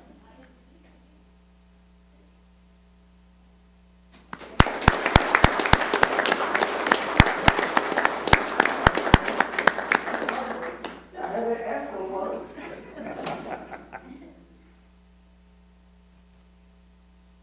Just like what Mayor Hahn said, once come to me and said, "You won the election." And I tell them, I didn't win this election on all of you. I just want to say thank you. It's not just a win for us, it's a win for, and I pray that the Lord is the one that allowed me to do this and allow me to be standing here. So I give him the glory and the honor. And I want to say thank you, thank you, thank you.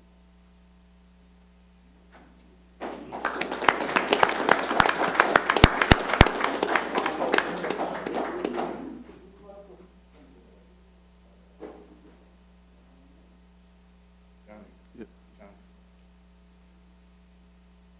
Thank you.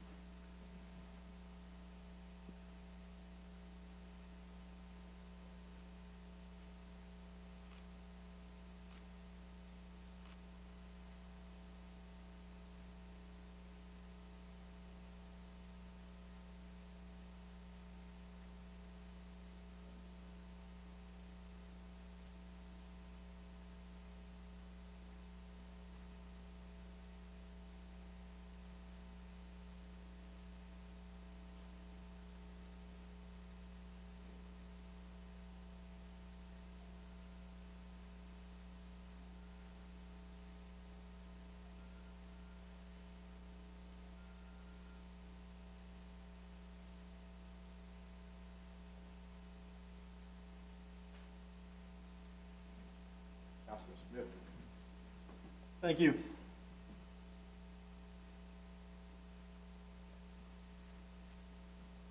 Well, my boys have been very, very patient. So, I know I'm gonna take a lot of heat when I get home. All right.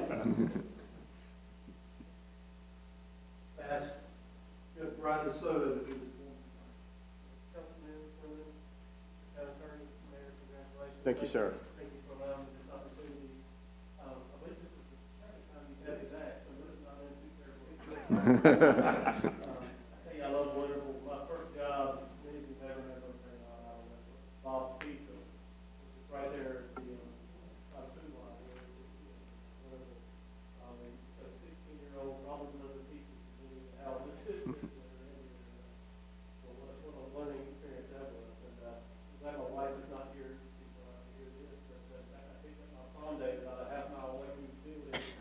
Except that in Winterville was DH Conley and DH Conley was Winterville. I know there's another high school obviously comes into play there. I also remember that many times we went to the Watermelon Music Festival and wait for chairman of the board and all the wonderful musicians that they had. So anyway, Winterville has and always will be a special place in this. It's an honor for me to get this opportunity to do this and to be asked by your wonderful family to be a part of it. So thank you so much for that.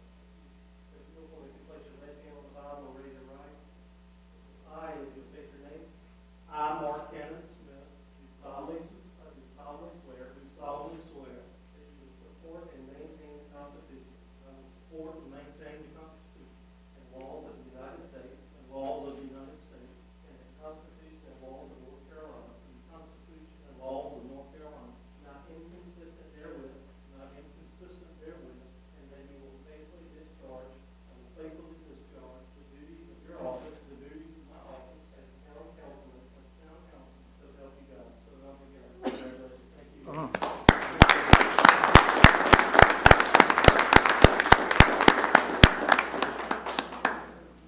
Hey, Mark, y'all get together, let him get a picture of y'all, so I can. This guy right here was about 2 years old when I was first elected, so he's been through this a number of times.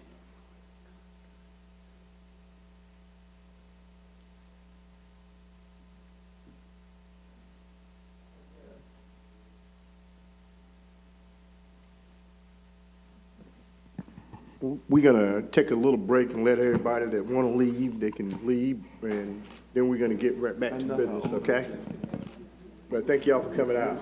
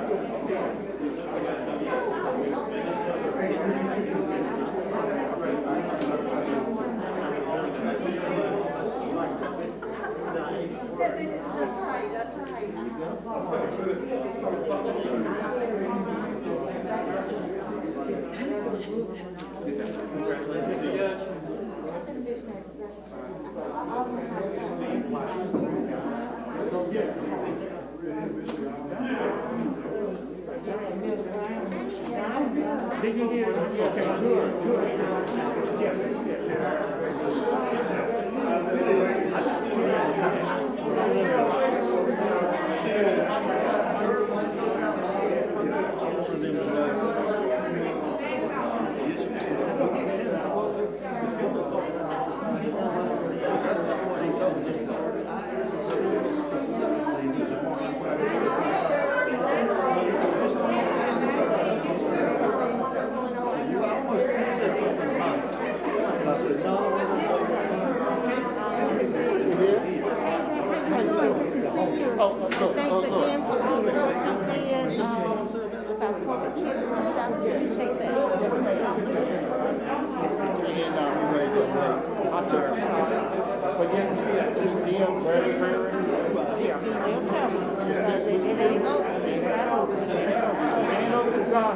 That's exactly right.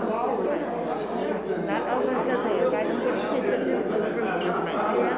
Yeah. That is awesome. Yeah, that's awesome.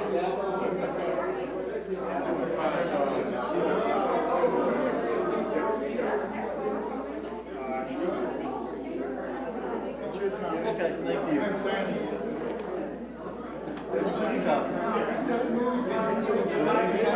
Sign my copy.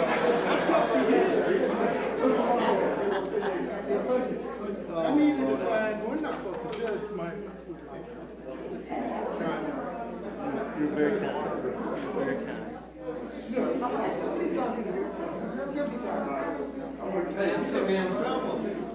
Man, they ain't gonna give it to me when I get home. I told them 30 minutes. I know. I told them, I said, don't come at 7. I said, it'll be about 7:30, maybe 7:45. Boy, was I right. I knew it had the potential to go along. I'm sorry you had to wait. Yeah. They'll be okay, because I make the gas payments. Christmas is coming up. They're going to be okay. They'll get over it. Car payments. Take care. Good to see you. Merry Christmas to you.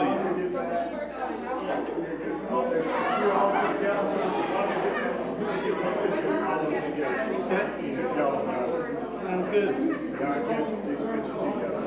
Appreciate that.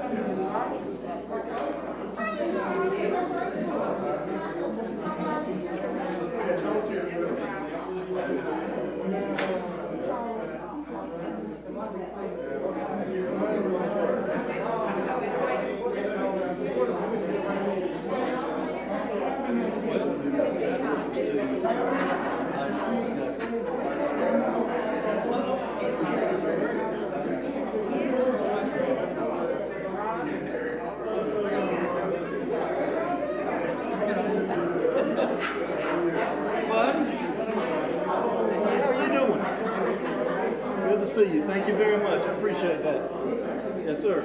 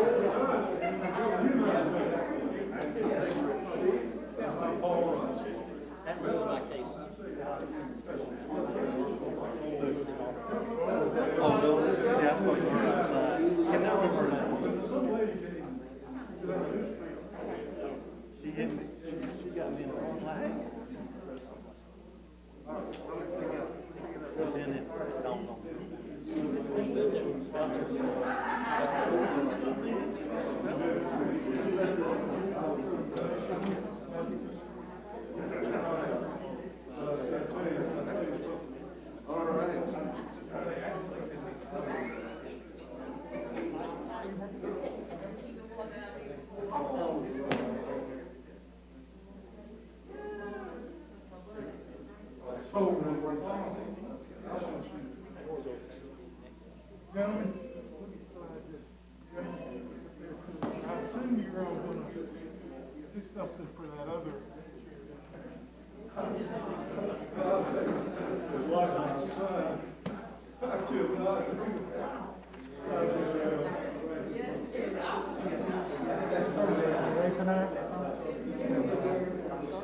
Did you really? I saw the list. What did you get? Didn't have one bottle of black. No. Is it my bad eyes or is it darker over there than it was over there? This was what was on the list. I think they got a. Just one bottle.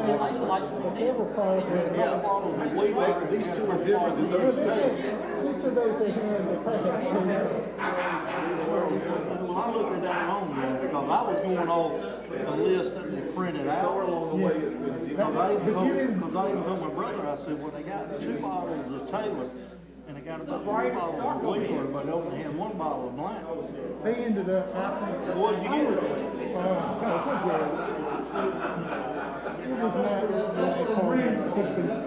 not Well, I'll tell you what, but I it was like pretty decent. I like that they put the retail prices on the side. What's his name there? Mr. Robinson here, and where'd Tony go? Tony, there's more. Come on up, we're gonna get this.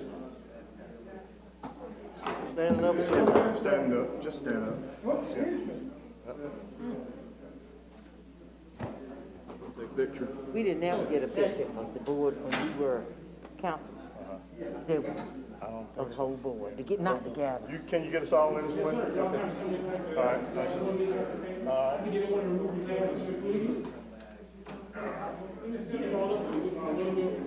Go that way.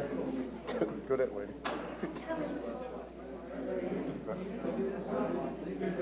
Church hand.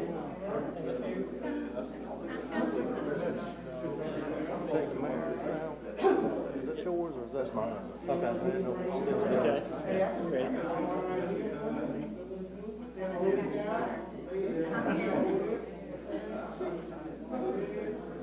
Thank you. That's my son. Thank y'all. Thank y'all. Yes, sir. Let's get this thing. I'm sorry, my baby. No, that's all right. I can name her. No, I ain't talking about that. He was about that high then. Oh, you talking about Mike?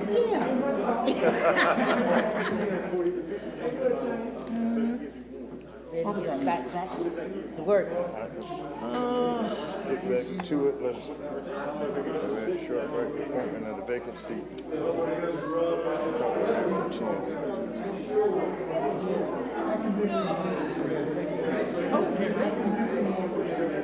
know what I need, a hot chick.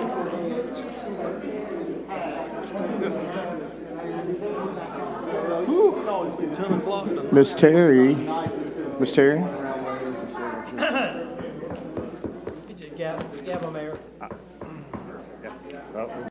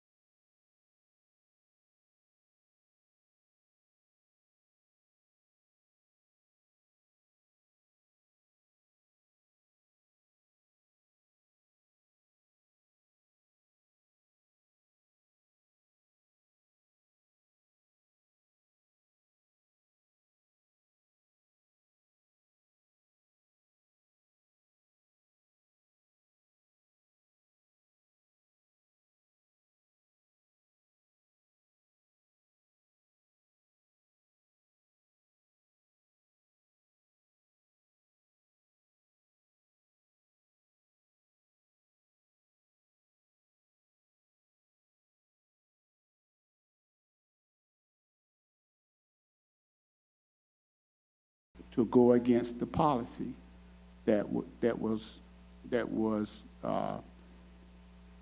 we had agreed upon. Now, my question is, do we always want to stick with the policy or who we want ourselves? Now, I'm saying, I don't have anything against the way that we have and what we are planning on doing. But I just want to make sure that we do it consistently. So the citizen and the ones who goes there and place their name on the ballot, that they know what they need to do in order to be active or be involved into a decision like we are making tonight. Because it is sort of like confused. It's not done like the policy has been done in the past. In the past is you choose let the board choose who they wanted to, and then we turn around and say, just go to the next highest vote. So we need to put something in writing and let us be able to go by those guidelines from this day forward. We can't undo what's already has been done. Mr. Moore, I don't see how in the world we can guarantee that we adopted a set of rules and procedures for this board, but yet still the board went off the page. They did. So I don't see how in the world we can ever guarantee that the board will do that. I am glad that at this time and for this situation, that we are going to follow through with the person that more of the citizens voted for. I'm very glad of that, and that it doesn't enter into me choosing or anyone else choosing, playing games or anything like that can happen with this kind of a point of a vacancy. So we're choosing someone who wanted to be on our council, and we're also choosing someone who a large number of citizens wanted to be on our council. And so outside of that, dealing with this time, based on what we've done and what's been done in the past, I consider this, this fair. I consider it honest. And I consider it the best move for us as a board so we can move on and go on with our work. I agree, but I want to ask Ken one question. Is there anything that we can put but yet and still, if you put anything in writing, the board still can go back and change it at that time? Yes, sir. I mean, what we have here, of course, is a policy. You have a policy manual. Policy doesn't carry the weight and impact of an ordinance. So a policy is just that. It's something that the council adopts. It's something that you would look to follow, but because it's a policy and not an ordinance, you can, by vote, deviate from it. You would, if you wanted to have something that's can't be deviated from, you wanted to adopt it as an ordinance. And if I remember back, it's been a little while back, but I think there was some discussion by the council at the time of whether they wanted to leave it as a policy or ordinance, and the wisdom at the time was let's leave it as an ordinance. There's good reasons to leave it that way. You mean as And leave it as a policy. I'm sorry, goodness gracious, yes, thank you. Leave it as a policy because there was good reasons to leave it that way. Thank you. But Keene, just go a little bit further. One board cannot statutorily bind future boards. That's right. They could Right. come back and reverse that ordinance. Even if you were to adopt an ordinance, it still can be changed. It still can be changed. So there's, I mean, it is virtually impossible to say we're going to put something in place that could never, ever be changed. And again, if you think about that, that really doesn't sound like a good idea in and of itself. Well, we have a motion on the floor and a second. We're going to do the voting now. All in favor, vote by raising their hands. Motion carries. Our new council person is Mr. Paul Rice. Mr. Rice, and you out there in the audience, will you please stand in case anybody don't know who you are? And welcome Mr. Paul Rice as the new Winterville Town Councilman. Oh, well,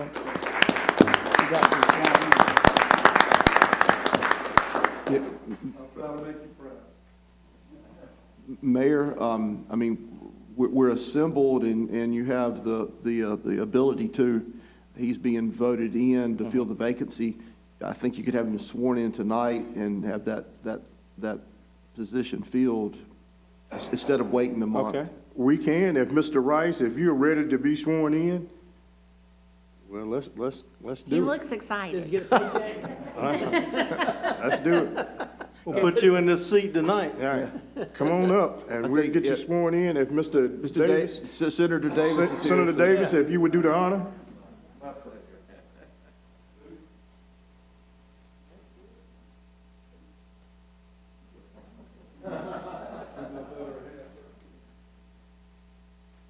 Hey, Debbie, do you see this going on?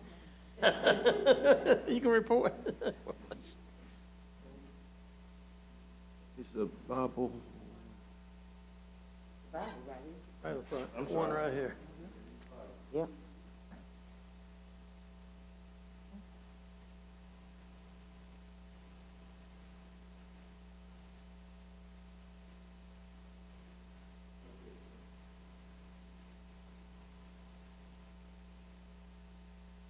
Paul, let me say to you,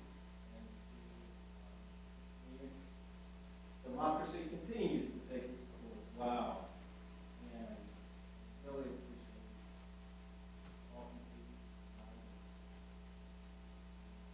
Conversations we've had.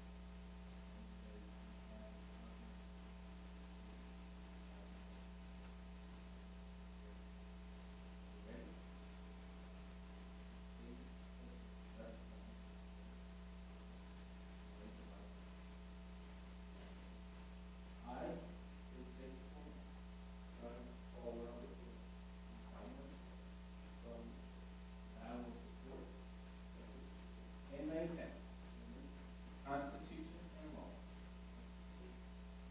of the United States and the Constitution and laws of North Carolina, not inconsistent herewith, and that I will faithfully discharge the duties of my office as town council.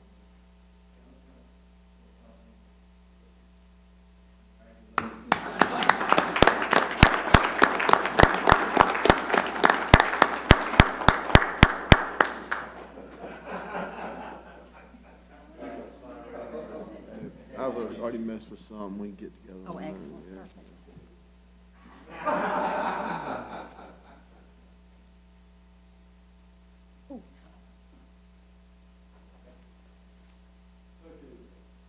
Congratulations. We have a secret. Well, come on up here and sit in your seat. He's- I think he's trying to leave and come back next month. They're not gonna let him leave.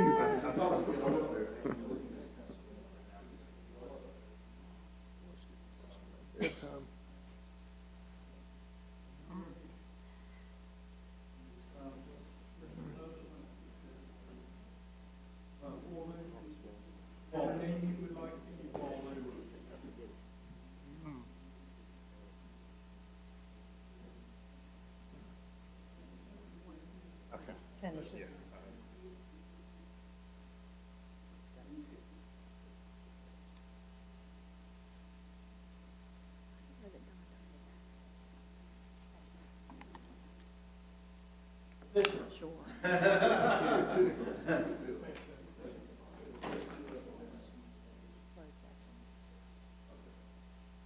Paul, on the end now. Welcome aboard. Oops, sorry.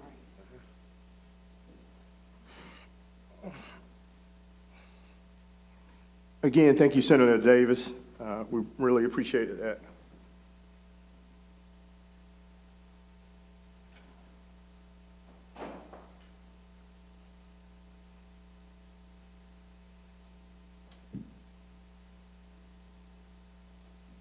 Ms. Terry. Next up is the appointment of Mayor Pro Tem. Make a motion to appoint Mark Smith, Mayor Pro Tem. Have a motion, do I have a second? I don't know that you. Oh, don't need a second, do No, I? not I'm sorry. that, not- Yeah, Yeah. typically what we do is nominations. Nomination, I'm sorry. Any more nominations? I nominate John, Councilman Moore. All right. Any more nominations? If there's not any, we're going to close it with the two names, Councilman Johnny Moore and Councilman Mark Smith, and we're going to do it in reverse order since, okay? All in favor of Mr. Moy, please raise your hand.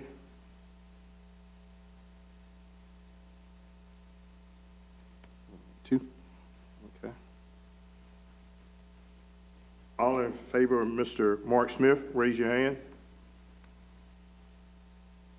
Okay. Mr. Mark Smith is Mayor Pro Tem. Smith? Thank you. Uh-huh. Next up is the consent agenda. Make my motion we approve. Got a motion? Second. And got a second on the consent agenda. Any questions? If none, all in favor, vote by saying aye. Aye. Okay. Says approval of the 2022 calendar. It's your regular meeting calendar, and it's also the budget calendar for the upcoming budget process. And for the budget calendar, we've tried to stick close to the dates that we have utilized previously, so it's pretty close to what you've seen before. And Mr. Rice, Councilman Rice, if you have any questions, just let me know. All right, next is schedule a public hearing for Monday, January. Oh, that was, I'm sorry. I'm sorry. New business. You're good, you're already ahead of yourself. All right, moving on along. Pitt County Human Relations Commission appointment. And I said I was gonna fill that vacancy. Make a motion. Mr. Mayor? Second. Got a motion and a second. Any questions? All in favor, vote by saying aye. Aye. Motion carried. I will, Don, if you will let them know that I'll, be the one representing, Winterville. All right. Ben is on deck with the Wooten Company. And are you gonna give us updates on the stormwater workshop also? Oh, that's, I've got that. okay, you got that, okay. I'm just moving on along, I'm sorry. That's good. Good evening to everyone in their new seats, new titles. Welcome. This item before you this evening is for the Wooten Company to create or go through the risk and resilience assessment and create an emergency response plan in accordance to the requirements of the America's Water Infrastructure Act of 2018. They have provided us a contract for a fee of $24,850 to go through, perform the assessment, and write up the report, submit it for review and compliance for us to adopt to meet all the requirements of the aforementioned act. This is for our water system, not our sewer system. There a motion to approve? So moved. Got a motion Second. and a second. Any discussion? If none, we'll proceed to vote. All in favor, vote by saying aye. Aye. Any opposed? Motion carried. Thank you. Terry?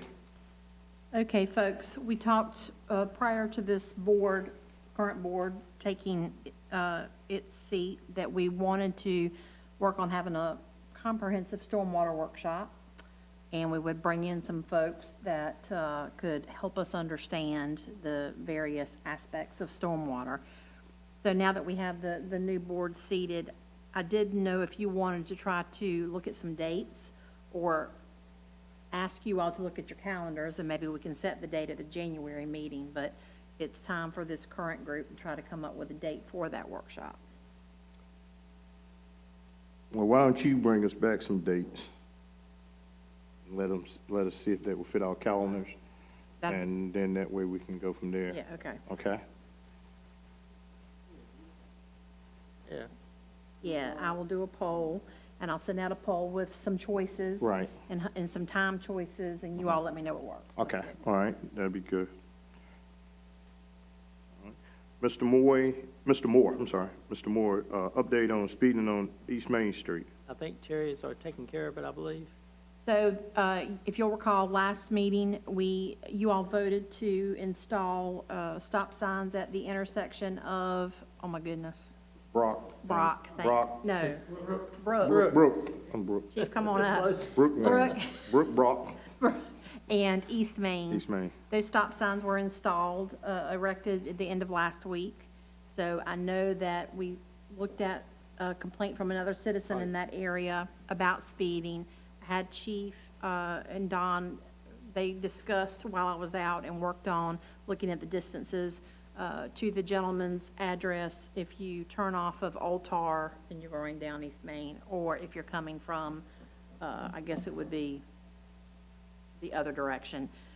And Chief, you want to give an update on what you discovered in terms of how effectively the current three-way stop sign might address speeding? I will. Good evening, Thank you. Mayor, Council. We did some enforcement on the newly erected three-way stop at Brook and East Main over the weekend, which was extensive because it's new. Most people didn't even notice it. I talked with Ben and the officers that were doing the enforcement, and we recommended that some of the large white lines be painted on the road. Yeah. And in addition, just like we saw at Old Tar and Laurelis, there were even some signs that said new traffic pattern, some bright orange signs of some sort. Those were probably DOT signs, but we could probably get something similar.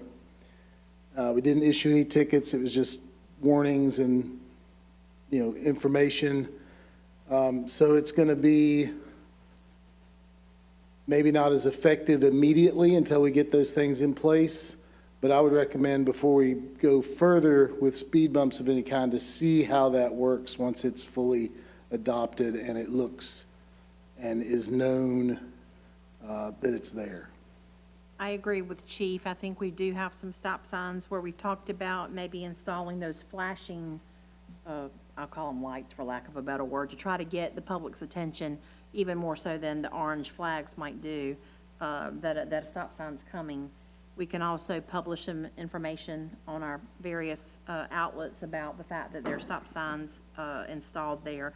But because there's a differential in the distance, obviously coming off Old Tar versus coming the other direction, we feel like it's we need to take an opportunity to see how the current stop signs will hopefully help the speeding situation. But we can have an update for you in January. Good, thank you.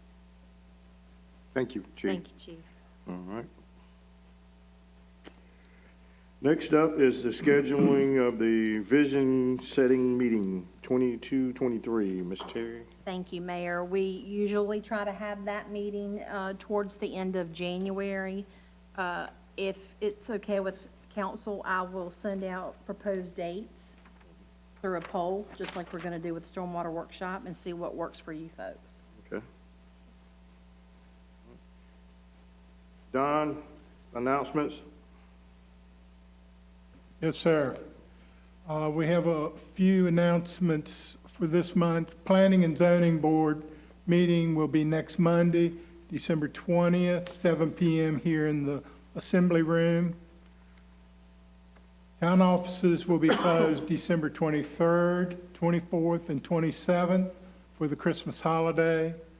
And then also, town office will be closed on December 31st for the New Year holiday. That's because New Year's is on a Saturday. And then next regular town council meeting is Monday, January 10th. Thank you very much, and I'd like to take this opportunity to congratulate everybody and look forward to the upcoming year. Thank you, sir. Next up, we have the town attorney. Thank you, Mayor. I do have one quick report. A couple of days after your November meeting, I was served with notice of a hearing in Pitt County Superior Court. This is regarding the internet sweepstakes business that was open there on Fire Tower. We had a hearing, and after a good bit of testimony, Ryan was there, Ryan Willite was there, and a number of representatives of ALE were there also. After a hearing, Judge Quentin Sumner ruled in the favor of the towns, both Grifton and Winterville, and did not allow the temporary restraining order to remain in place and denied the preliminary injunction. So within a couple of days, we had to get an order signed by the judge, but I think it was around the 20th, I'm going off the top of my head, of November. The order was signed, and both businesses were shut down. So I'm sure you've seen that they're not up and running. However, the lawsuit's still ongoing, and we've asked the attorney for the other side whether they plan on dismissing it because they're not going to be able to be open for quite some time. And the response we've got back so far is they're not anticipating dismissing the lawsuit. So we're going to have to do the dance with that, but they will not be operating until this lawsuit's resolved. Okay. All right. And Merry Christmas to everyone. Thank you. That's all I have. And this time, we're going to start with you, Paul, because they always start at the other end. I'm starting with you, Paul. I started with What do I Okay, do? I know you did. Do you have anything you'd like to say, Paul? Oh, going into Christmas, I wish everybody a very nice Christmas. Very fruitful New Year coming up. And I really look forward to playing with you guys. Working with you guys and gals. Mr. Moore? No more than said, thank the citizens for coming out tonight, and thank you for being so patient, especially the one that's still here. And we want to wish everyone a Merry Christmas and a Happy New Year to you and your family. Mr. Smith? Just like to wish everybody a Merry Christmas, Happy New Year. Hope our staff has a wonderful Christmas. Ms. Robertson? I'm going to introduce Shonda. Did I get your name right? She moved back to our area. Of course, she's got deep roots, the Smith family in our area, and she wants to get involved with town government. I had her to fill out a form for one of our boards, and so she's looking forward to doing that. You're ex-military, right? So she's a veteran. That's wonderful. So she wants to get to work, so our community has, I get her to the watermelon committee too. Yeah. To that, but if I had to go to the meeting. Yeah. So I'm very glad she's here. I'd like for us to get some information from the NC Housing Finance, and make it available to our citizens. They were saying that they repair a house here in Hackensack, and I know nothing's been done in a lot of the programs because of COVID. And I do wish everybody a Merry Christmas and a very happy and prosperous New Year. Mr. Moore? First, I have a letter written to the county commissioners that put us in one district, thanking them. All but a small part of Winterville was in one district. So I'd like to have a letter, the board agrees. Also like to thank Don for his letter to the federal officials. Our post office, I was supposed to get a piece of mail last Tuesday. It's not here yet. I mean, we have put up with this post office a long time ago and keep putting up with it, and it's terrible. Somehow that guy who owns it, who lives in Florida, must have an inside track to keep it there. It shouldn't be in a neighborhood to begin with. It's too noisy, it's too overused, and it's very unsafe along lines inside every day. So I hope the letter works. Thank you, Don, for the letter. Also, the parade we had, with several parades, Pitt County. I'd like to encourage Evan to bring John Moore in as an announcer to announce the people that are in the parade, the groups. We need to set up a stage whereby people can sit, not just everywhere, and announce who's coming through. They could perform in front of that stage. It could be in front of the fire department, but I'd encourage that. I encourage the town, still doesn't have the railroad main, it's still very dirty with rocks. I mean, we have a good lady in Old Bank. She has to park over all those rocks and track them into her facility every day, and still not clean. If I had a pick truck it now, I would have done it myself by this time, but it's a shame that the road can't be cleaned. We don't take enough pride in our town. Our trash cans are full many times downtown. We're very fortunate to have the traffic we have now. Chairman comments did an excellent event, and we need to do a better job keeping our town cleaner than it is now. I hope we have a vision meeting about making our town look more enticing to the public. And so also like wish everybody a safe, happy Christmas and New Year. Been an impressive year for all of us.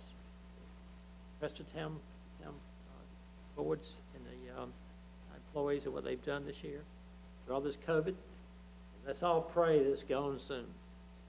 We all need normalcy. That's all I have. Whichever way you want. Go.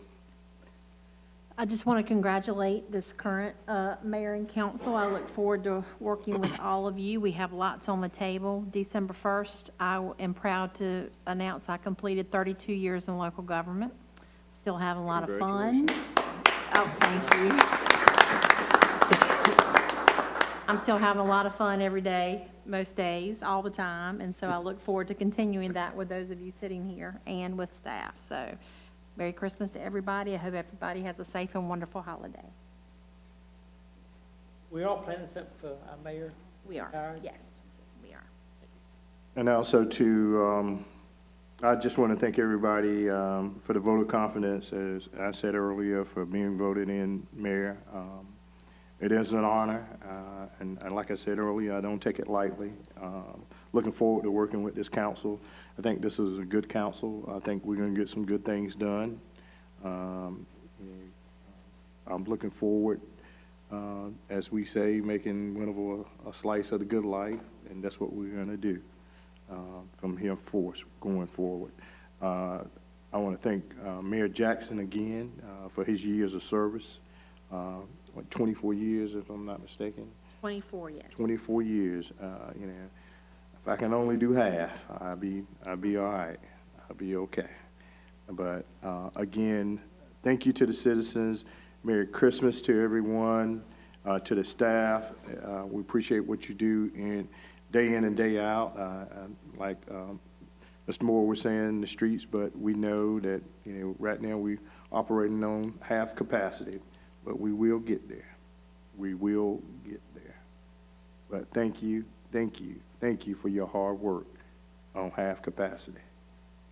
So with that being said, Merry Christmas. Let's adjourn. So moved. All in favor, say aye. Y'all hung in there. Good job. Yeah,